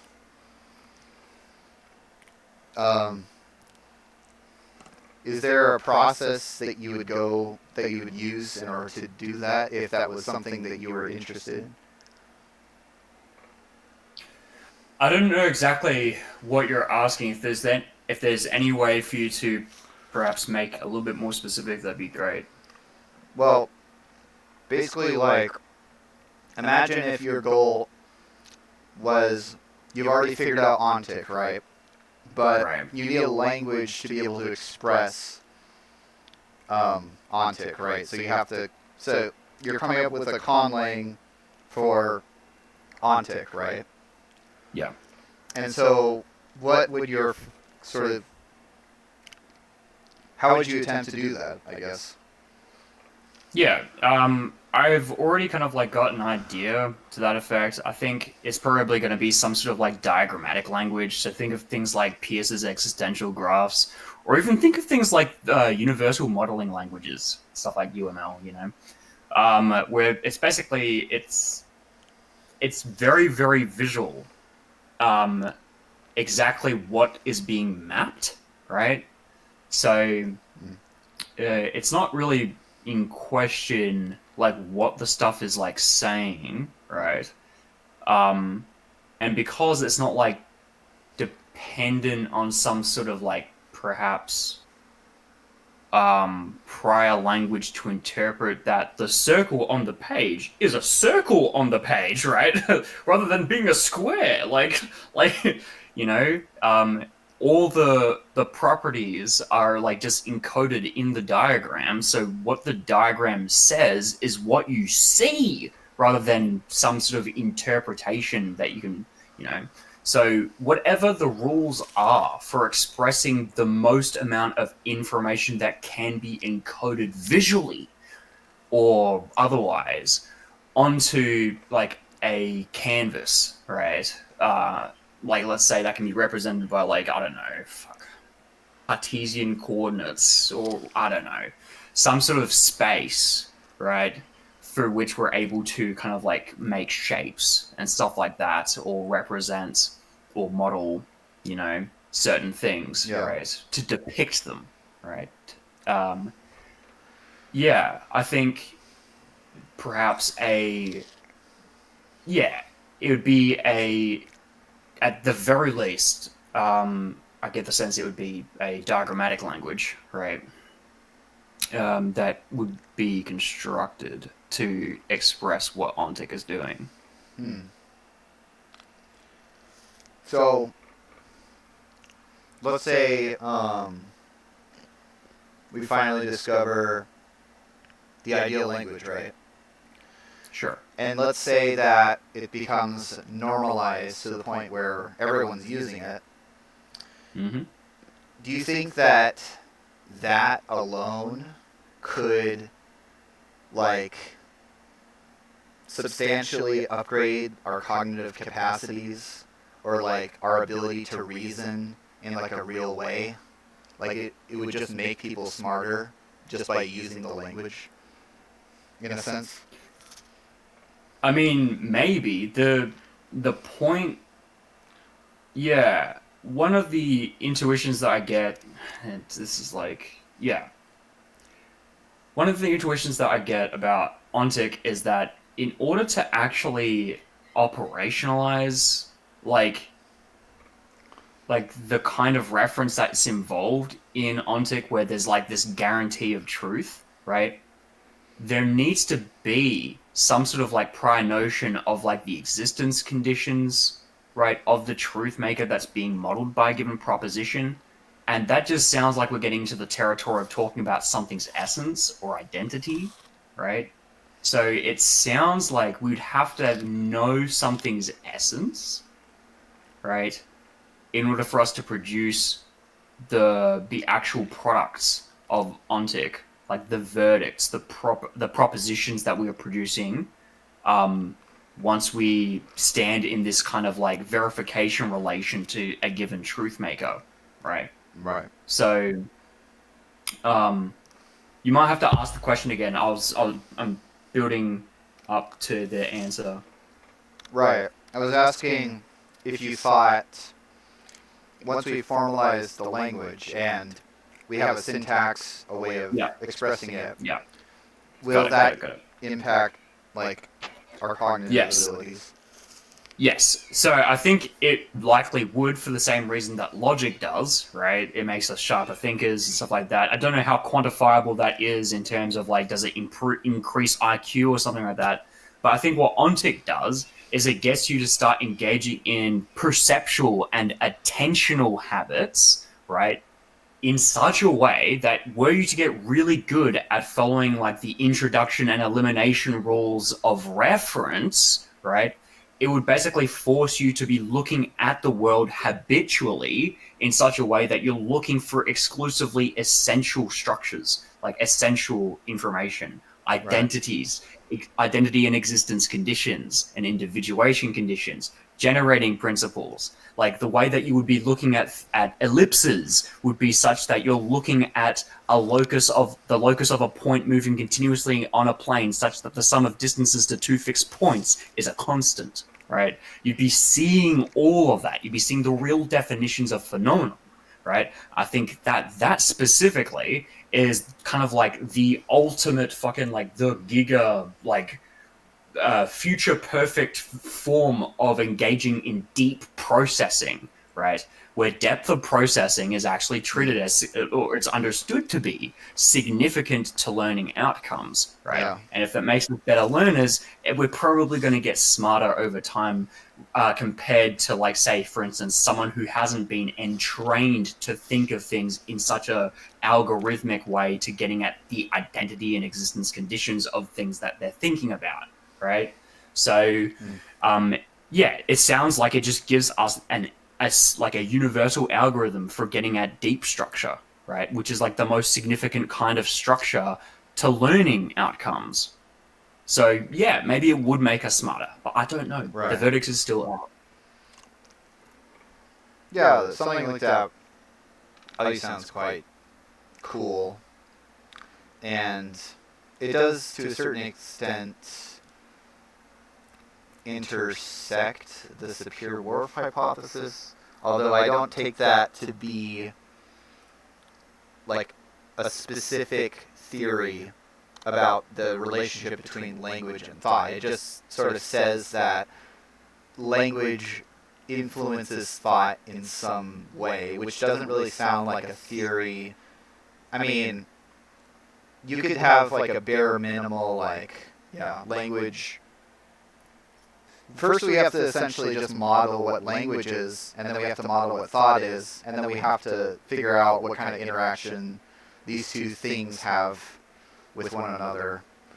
And that, I think, is the more interesting question. Like, once you're able to give a detailed model of exactly how language affects our thinking and how exactly our thinking produces or generates new language for talking and for thinking, etc. Yeah. I don't necessarily think a language of thought would be the first kind of like results to be produced in order to enable such like a system to be produced, right? Like if that's the kind of thing that you're driving at there, like all that matters is that whatever, like, you know, empirical or a posteriori faculty that you have, right, are able to individuate like entities, right, for which you're able to see the exhaustive set of, right? Ultimately, like, it's kind of like taking Descartes' notion of clear and distinct thoughts, right, and generalizing the fuck out of that, right? It's like things need to be clear to like determinate, right? In the same sense as, you know, sentences, the truth conditions need to be determinate in order for them to be, you know, the kinds of sentences that are studyable by logics, right? They need to be truth out, in other words, where it's determinately true or false. So you need determinacy, it needs to be clear and distinct, right? We need it to be like distinct from, you know, it's being false or being negated or something like that, right? Yeah. So, yeah. But this is the thing as well, right? So if say a proposition is determinate in ontic, right, where, like, let's say we're talking about like truth having some sort of dependency on the existence of truth makers, right? Then it sounds like the set of all truths in ontic would be dependent on the set of all existence, right? In like reality or something along those lines, right? Speaking very, very loosely, right? Yeah. So, oh man, I think I've lost my train of thought. You might have to bring me back. Yeah, we were talking. I brought up this Sapir-Whorf hypothesis. Yeah. Oh, yeah, that's right. That's right. Yes. Thank you. Thank you. Yeah. So, if we're just talking about like, yeah, we don't need to necessarily get into like say a language of thought or a language of this or that specifically, right? We just need like the like to consistently be able to carve up determinable entities, right? So I think it just requires for us to, do three things: identify determinate entities from an exhaustive list of distinct entities, right? Right. Do you feel satisfied in how you answered that? Yeah, yeah. Regarding the Sapir-Whorf, yeah. So because that's all we need to do, it's not necessary that it be thought stuff that Right. we carve up first, right? Same thing with the introspected objects, right? Like we don't need to carve up our mental files in that as like the first step to make everything possible. None of that's like necessary. All that stuff's up for grabs, right? And furthermore, we just don't know yet, right? We'll have to wait until I actually start to make some more bigger moves in terms of actually producing papers for the formal language. But yeah, Right. Yeah.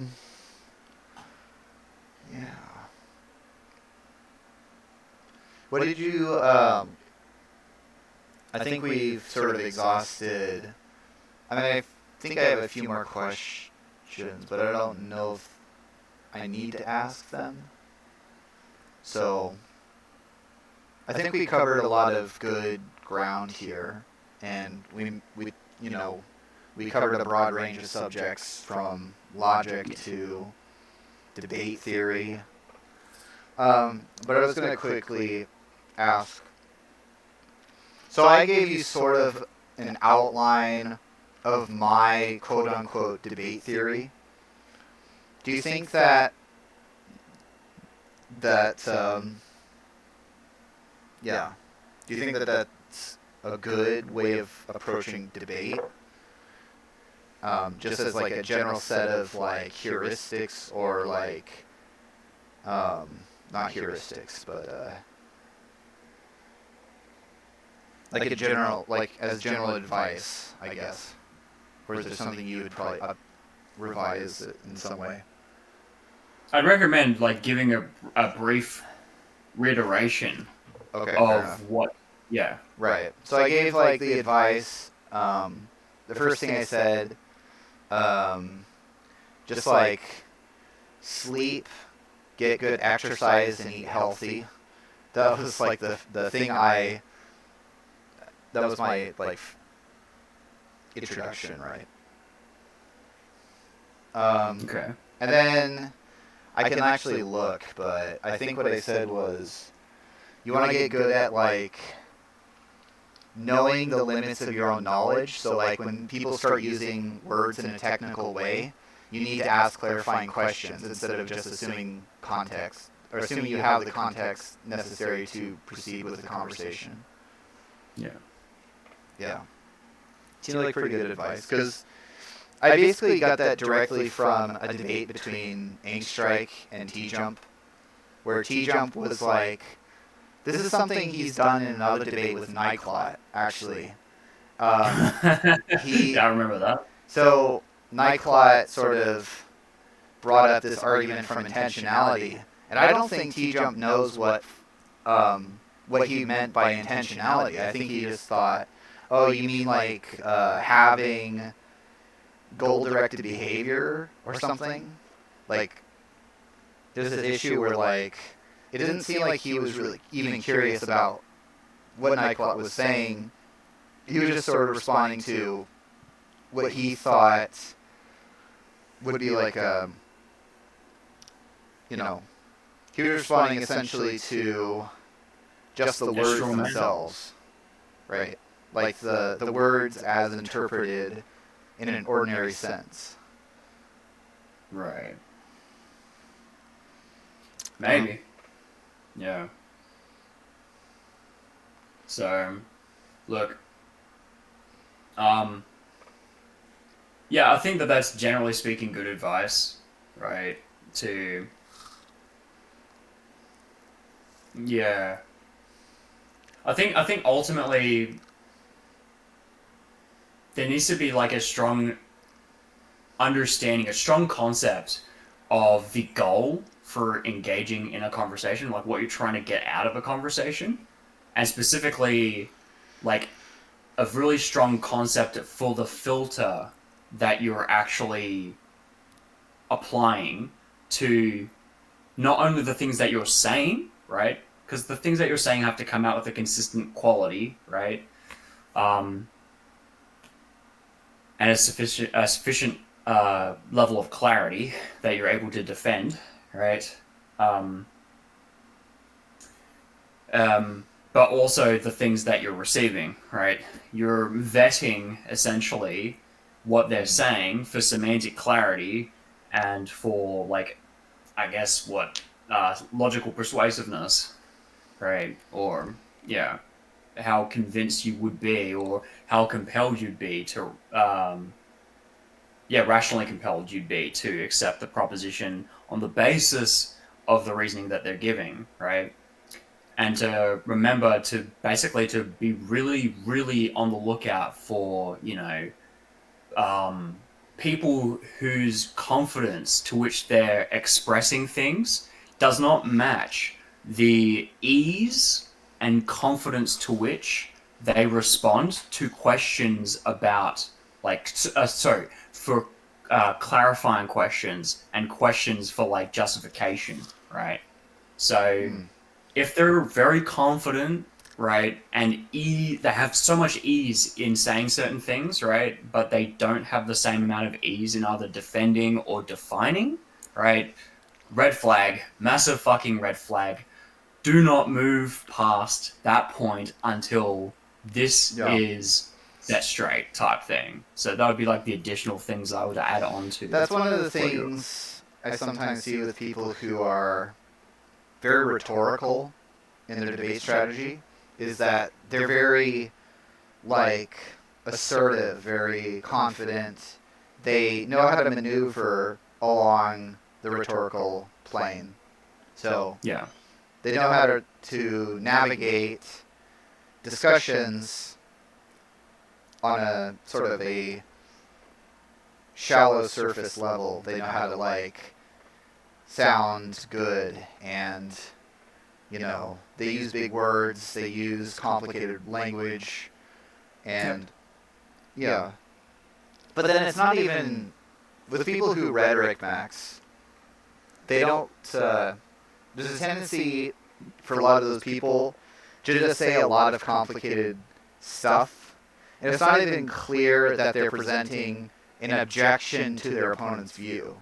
It seems like what they're doing is they're just, like, they have these, like, complicated questions that are sort of multi-layered, and they're built on top of assumptions that need to be unpacked, but they're just presented as if they're, like, normal questions in a sense. Yeah. Yeah. Yeah, they're presented like that so they can make you appear stupid because you don't know how to answer them or something like that, or because you don't know what they're saying. Like they'll fixate on, like, introducing as, like, dumbfounding, like, niche terminology as humanly possible to express the most trivial shit that can be expressed in much simpler terms type thing. They'll use that to beat you over the head about it and to try and, like, throw you off and, like, have an excuse to call you dumb. So, you know, Hmm. it's just it's really cringe. Yeah. Yeah. Anyway, That's food for thought. yeah.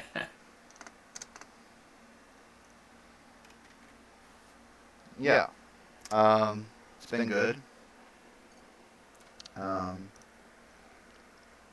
and I don't have any more questions really, so Sure. it might be good to just end it here. I think right Yeah, around the yeah. I think hour this is a mark. good note. I think ending on the note of saying that anime debaters are fucking cringe is a good note to end on. Yeah. Fair enough. Okay.